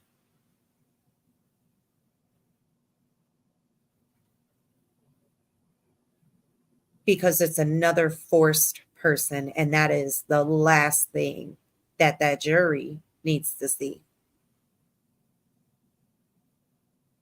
When is the next witness coming? We don't know how long the redirect is going to be. And there's probably, I wouldn't be surprised if this had redirect, recross, redirect, recross, and I wouldn't be surprised. I think the judge is going to have to probably let them both get 2 equal rounds, and she needs to be putting something on record. She's the referee. Yes, I That, mean, she owes this court some type of ruling behind this. their redirect is not even going to be of any substance. Well, I mean, they were holding on strong to he was telling the truth back then, but he's not telling the truth now. But it's been, now that the other tapes have come out, no, that's incorrect. So that foundation is gone. And if they do come with that same redirect, is going to be insane, because the defense can immediately shut that down through exactly what they could replay it again. And if you want to go back down that road again with his responses, it's going to be double painful, because these are lasting things to these jurors.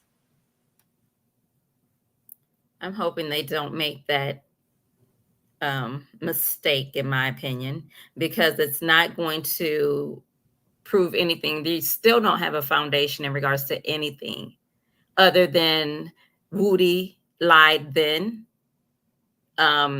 He was coerced into testifying. He already wanted to plead the fifth.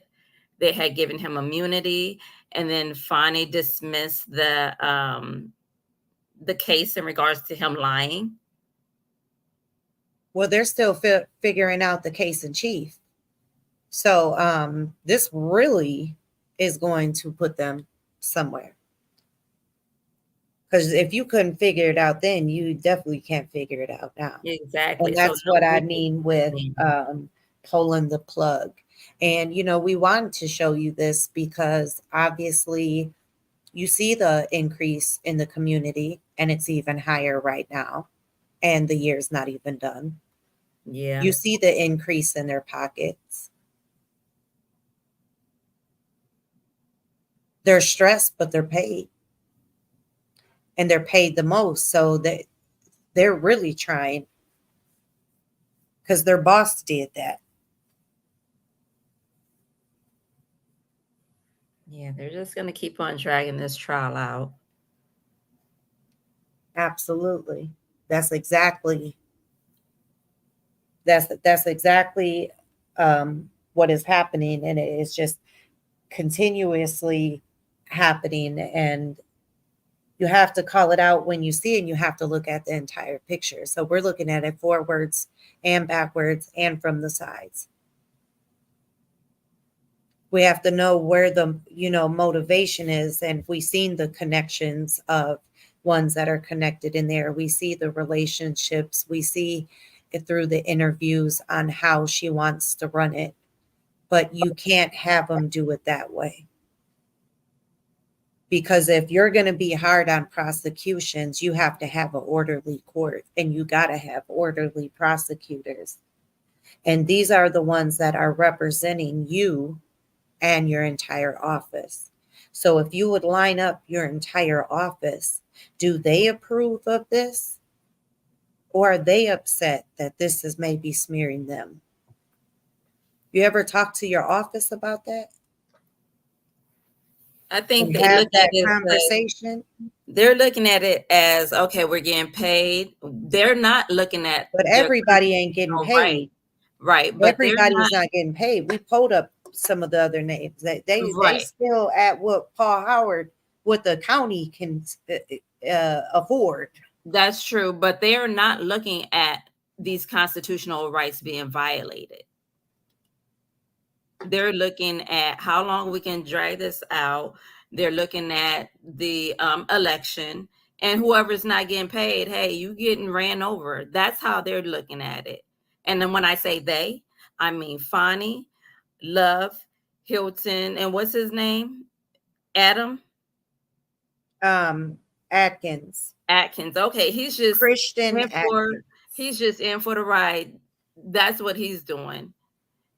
He's moving based upon fear, in my opinion.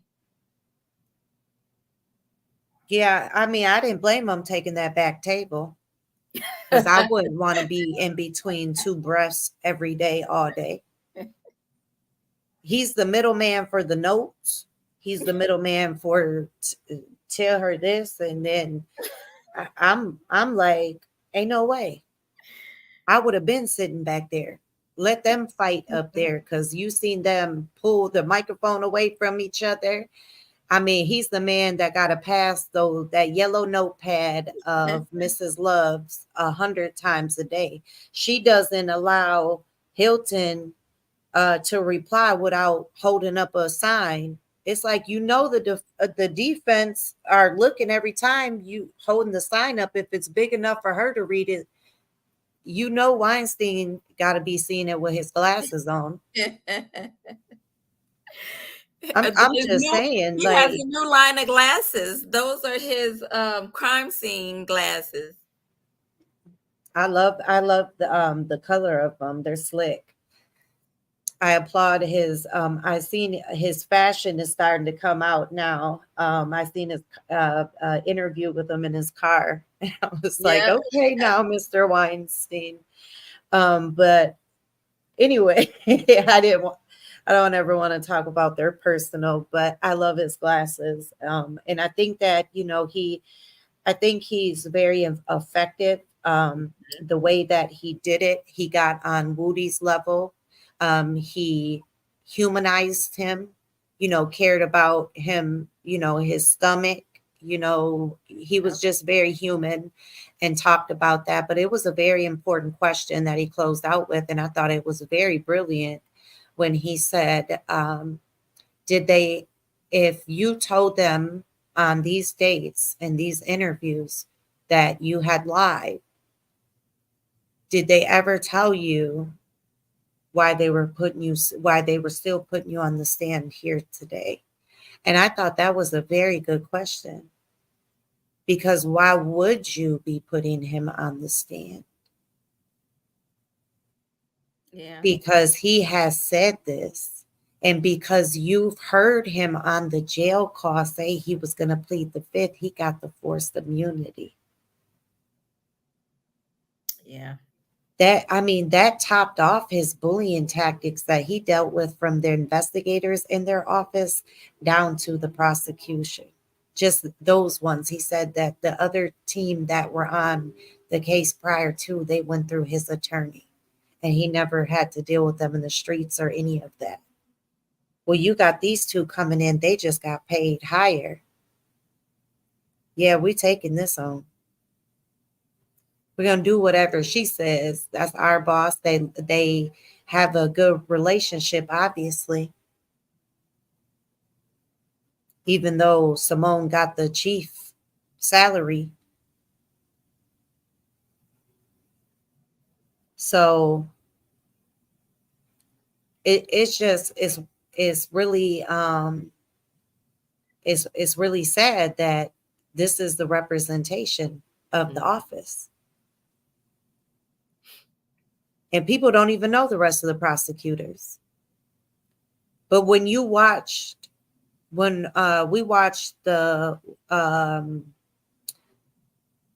YFN sentencing of Lucci, those prosecutors were actually professional, and they shook hands with the defense after. They were talking nice, complimented each other right there on camera about each other's dresses. So there's somebody human up in there. What they feel? Are they scared to come forward? Are they scared to go against you because you're the boss? And they're scared to talk to the chief they report to?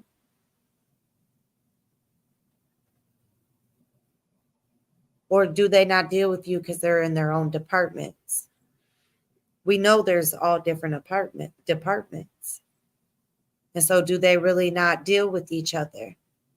But that speaks volumes for Woody to say that no other one had done that but these two. And we listen to those actions, and those actions are very wrong. They violate those rights.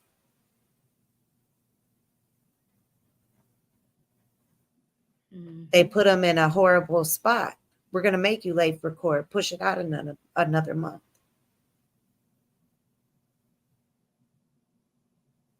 They knew exactly what they were doing. That's how bad they want it. And with all these things that have come forward, this judge should have a lot weighing on her over this weekend. If she is a true unbiased judge, as she says she is, and she's not connected, and she's not an extension, then she would have a lot weighing on her this weekend to come back. Because the first thing she has said when she came onto the bench, everybody heard it, she encouraged plea deals. She only said that to try to push it so she didn't have to deal with it. Absolutely. Once she seen that they were on go, that was it. Right, Ken? Man. That was it. Then she was like, all right. But then she don't want to look back. Exactly. But I would have to file. I would have to file immediately. Because there's so many circumstances that have changed.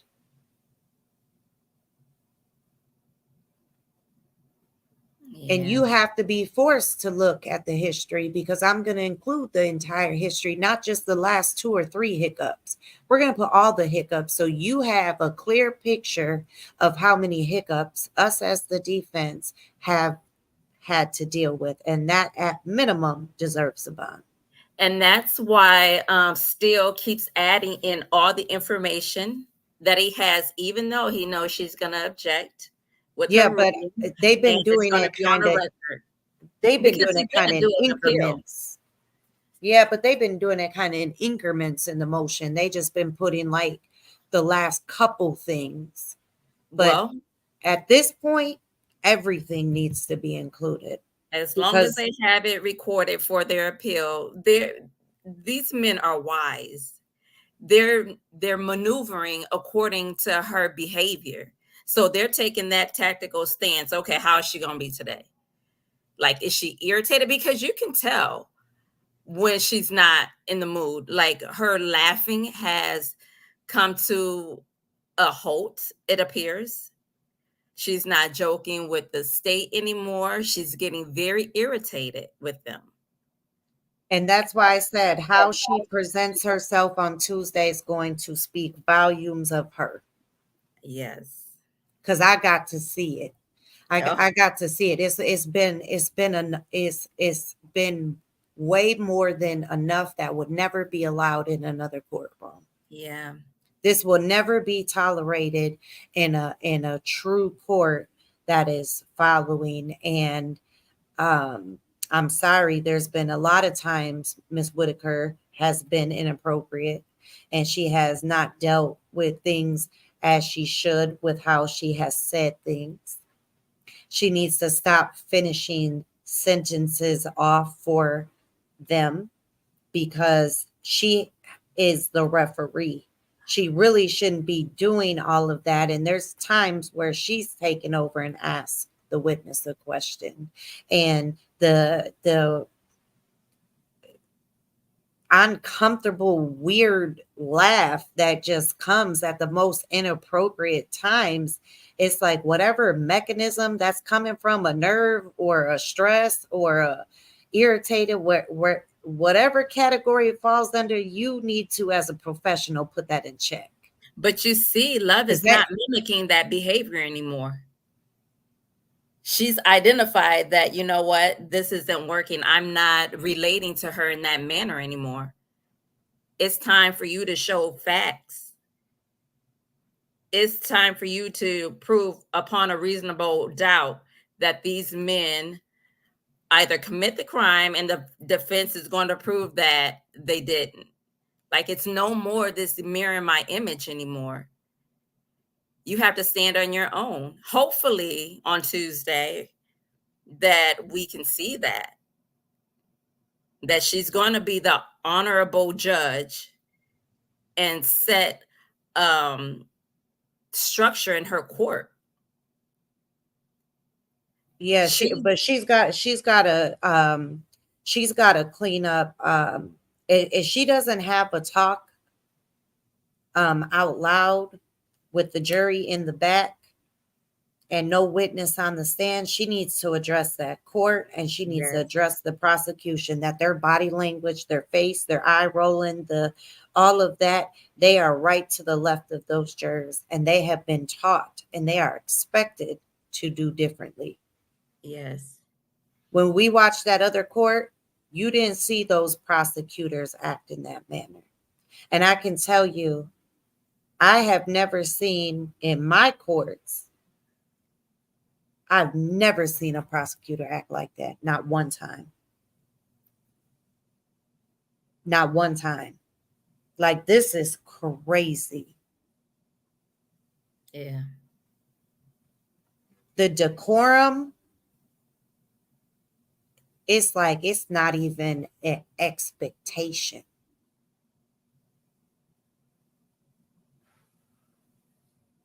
And that's what got me. And the judge, I'm sorry, I mean, she's got to clean up her decorum too, Oh yeah. because she should not be finishing off no sentences. She should not be taking over no type of questioning to ask anyone anything. She is the referee. She is supposed to sit back and just rule and either make a ruling if there's an objection or whatever else, but she is supposed, unless it's out of order, you just don't see that. You usually don't see a judge keep on speaking and speaking. They'll ask what they need to ask at the, time, but you don't see it that way. Yeah. Because she took over the questioning with Miss Bumpus, which shouldn't have happened. Yes, you're right. That shouldn't have happened. You should have let the defense and the state get off whatever they had to ask. That wasn't nothing she had to rule on. Yep. And so there's a lot of things that are happening that shouldn't happen. And it's just, and that she needs to tell them to reword your question. That's it. What do you mean? I wouldn't even say that, because if they can't reword it, if it's either sustained or overruled. And if they ask it again and there's an objection, inappropriate question, or facts not an evidence, or compound question, or objection, speculate, whatever it is, it's either overruled or sustained. It ain't none of the above. If you have a witness that's not understanding, they have to reword the question. So, that's what I'm saying. She should not be finishing anything. If they don't know how to ask the question correctly, then they shouldn't ask the question. And then when Miss Love was trying to explain herself in the plaid coat that day, I can't remember what day that was, she stood up trying to explain herself, and hands were waving, and that's when Shark caught you said this yesterday and today you're saying this. She was so stuck in it and couldn't get out no words. It was that's all. Let her finish it, because what you just gave her was not what about she was gonna say. Mm-hmm. And you see, when she didn't finish it, she contradicted and started talking too fast and contradicted what she said the day before. And it hadn't even been 24 hours that passed. So it's like, okay, now, like, all right, now, which one is it? And you shouldn't question that when you have lives hanging in a balance. As many times that they had to question her honesty, and you have lives hanging in a balance, if the judge can't see at minimum, I need to make sure that, there is no reason they're being held with no bond. Everybody gets a bond that's coming in. They should. With all this corruption going on, not only in the courtroom, but with the jail system. Those men need a bond with stipulations. Yep, they'll have them to make sure that there's nothing that's done. But while this is being sorted out, that's at minimum to do that. And then you got to immediately jump in and address, as a judge, as a referee, you done sat back and watched enough. What are you going to do now? What are you going to do? You would never see in America a witness that has spun the investigators, and the investigators being younger and not experienced and minimal training. You will never see this again, to where they come back and do it to where they have put themselves in positions and taken themselves outside of their scope.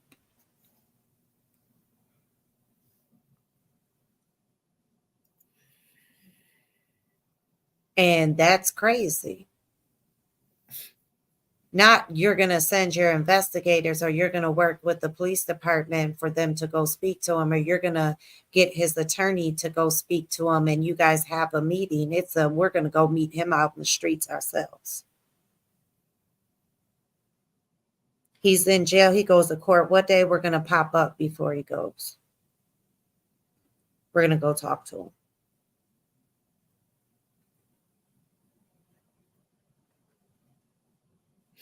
It's crazy. It's really, really crazy. That judge has, the judge can't unhear nothing she's heard. She has to stand on it. There's no question. She has to stand on it. And if they come back with this, I'm truthful, he was being truthful back then. And at the same time, y'all were prosecuting him this entire time for not being truthful, making false reports and false statements. Come on. And you're telling the jury you believe what he was saying back then, don't believe him now. That judge has a responsibility to that court for her position after this stuff has been brought up and has been proven because it's on recordings. She has a responsibility to the court. And how she proceeds and however Hilton or Love come in that courtroom is going to be a direct order under Fani.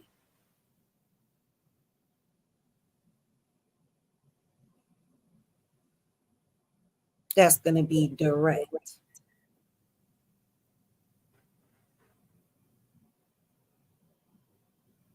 And that's sad. That's really sad.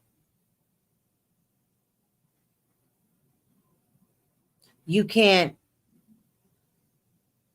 you had the best bullshit artist. Weinstein said it right. You're a bullshit artist. He's good at that, Jack.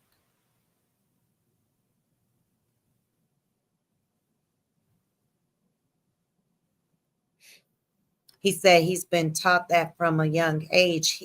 He's mastered that. And unfortunately, there's not much you can do. There's not much penalty that you can do for a liar.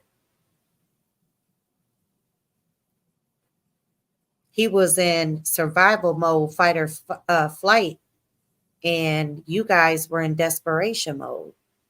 That's a bad combination. That will only equal in corruption because y'all both overstepping y'all boundaries.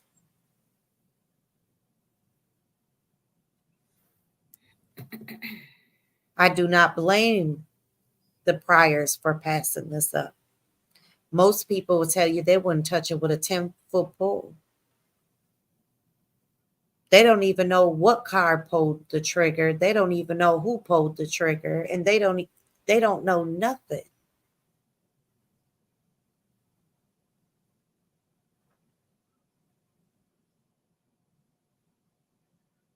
There's no evidence.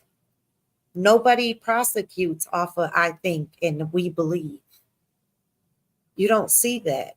You don't see lyrics come.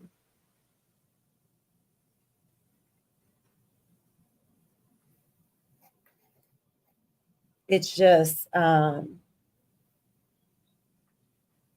then you see the city truly suffering. We went over all the, it said that YSL was doing 70 to 80% of it. And then we went over the facts of what the county and the state of Georgia posted for their statistics, and we did it by area. And we shown that those were not facts.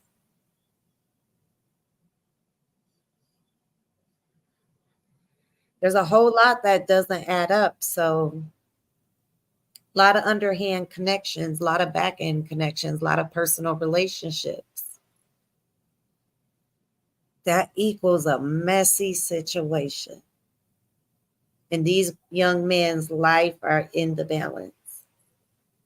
And they were literally, the majority of the ones that are sitting there were on tour. They were touring countries. They made it out the states. They were in countries. Several businesses. They don't even look like the pictures anymore. That's how many years it's been.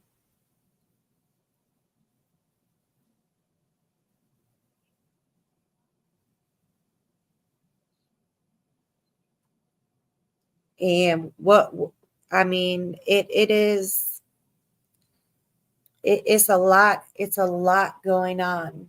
It's a lot going on. It's a lot going on, and you have to unwrap every single part of it. But you only can be upset because you're upset for the numbers. You're upset for the increase. You're upset about the jail situation. You're upset about the inmate. Less people means less functioning things that are happening. That means the wheels aren't turning, and they already weren't turning the best that they should have been because that's been highlighted. So you're taken away from that is only worse. Yep. Well, I'm ready for Tuesday so we can I, see I what's going to happen. definitely am. I definitely am. It's going to be really interesting, but we had to bring you to show you what we've seen and the major increases and where it's at as the tax. And we wanted to talk about, the week of what happened and what we're seeing, and exactly, why you can dang go and take every single order. You're going to take an order from someone that made sure that they upped your pockets several. So it's really interesting to see the entire dynamic and able to see that. And uh, the two balls in the two court that have to come together is going to be Whitaker and Mrs. Willis. And it's got to be Tuesday. The state cannot come. They cannot come after these tapes have come out. They cannot come with the same foundation. They cannot. They cannot. The tapes are there. The charges are there. You drop those charges. You were asking the jury for them to be truthful and to get certain to believe him, and then that you were prosecute him for being a liar at the same time. And you knew he was taking the fifth. That's why you did the immunity. He put that on record on a jail call that you heard. You said you had all those records. They said they had all his jail calls. They left that one clean off of their direct.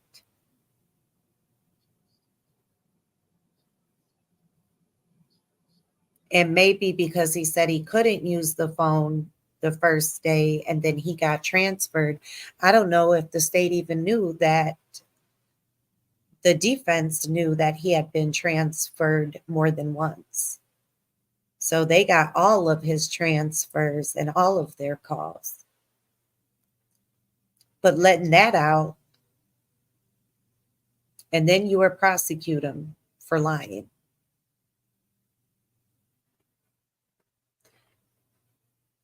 That's manipulation of the jury.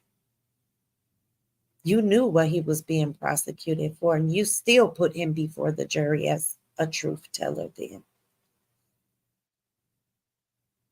And then to come back that he wasn't verified, the things he said, and it proved it. They proved it. They cannot come with the same foundation on redirect. It's that ship is sailed. And all that fidgeting and jumping and tapping the pen and grabbing your sleeves and doing your nails a minute, an hour, and typing fast and playing it back in your head and doing the motions with your hand before you're writing it down, all of it showed. You guys were nervous. You guys were more nervous than a 16-year-old taking a road test.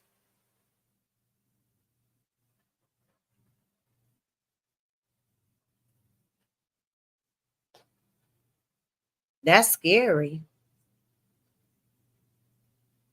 That's scary.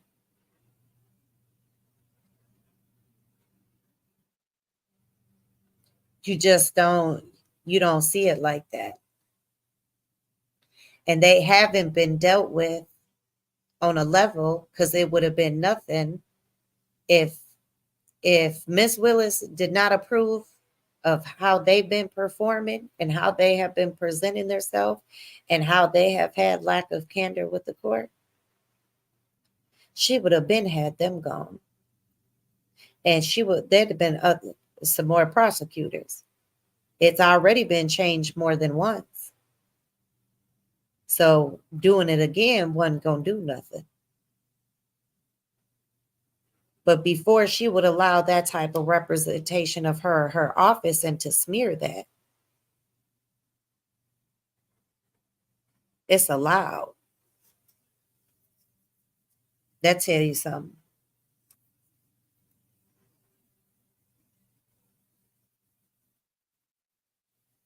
That tell you something right there. But she said right there on her interview, she don't tolerate it and won't allow it. That'd be the last day they work for her. They there. They are there. So, we had to bring it to you guys. We had to show you another piece. And we'll be back to show you and talk to you about it again, to bring everything that we have, everything that we look into, that we are able to see. We have no problem just showing you guys everything and showing how you guys can do it within your community, as we showed you guys before, and just show you when things are very wrong and how you know they're wrong. Because a lot of you, they say corruption and this coercion happens everywhere. It don't. It don't. Maybe some people here and there, but I can tell you that I have seen firsthand that not all places work this way.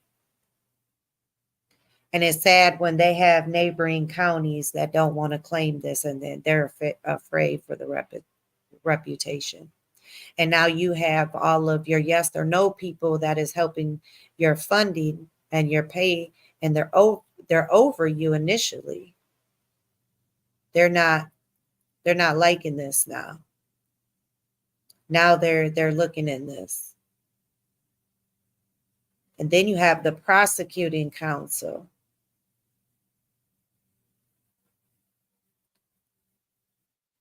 So I definitely will see what happens Tuesday, who makes a change and what the point of view, but we will be on before that, bringing you guys another piece. And so every time we are one step looking into something, we always share with you guys right away and share, what it is.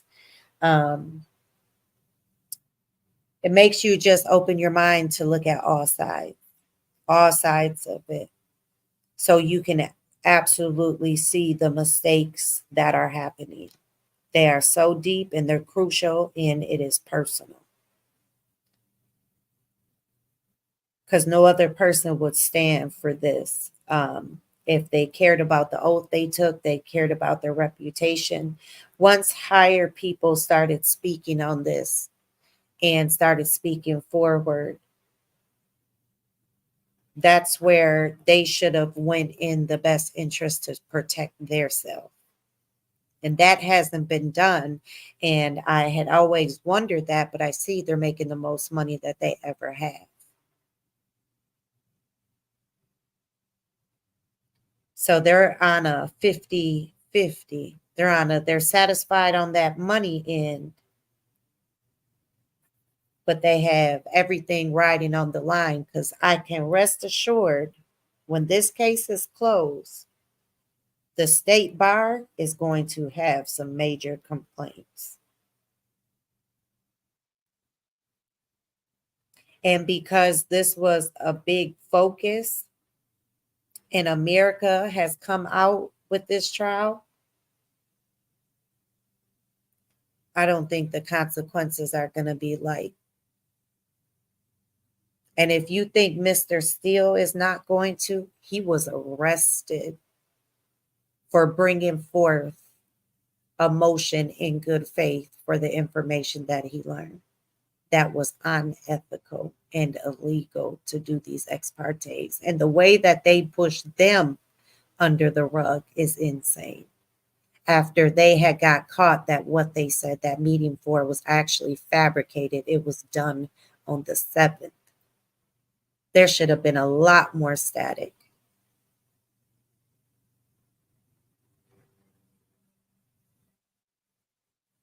So it's here. Ken, you want to add anything in? Nope. It's 11 o'clock. Yeah, well, it's later by me. I hope everyone has a wonderful day tomorrow. As always, we will be back bringing you another piece. I hope you guys have a great night. And as always, stay safe and stay blessed. Reach one, teach one. Thank you guys. Have a good night. Good night, guys.